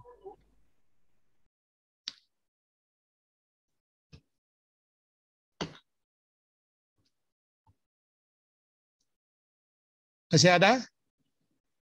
Anda boleh lewat chat room, bisa juga langsung, atau mungkin dua-duanya itu Anda menghadapi masalah, Anda boleh nanti lewat chat room, lewat forum diskusi di F-Lab ya. Sekali lagi saya tanya, apakah masih ada?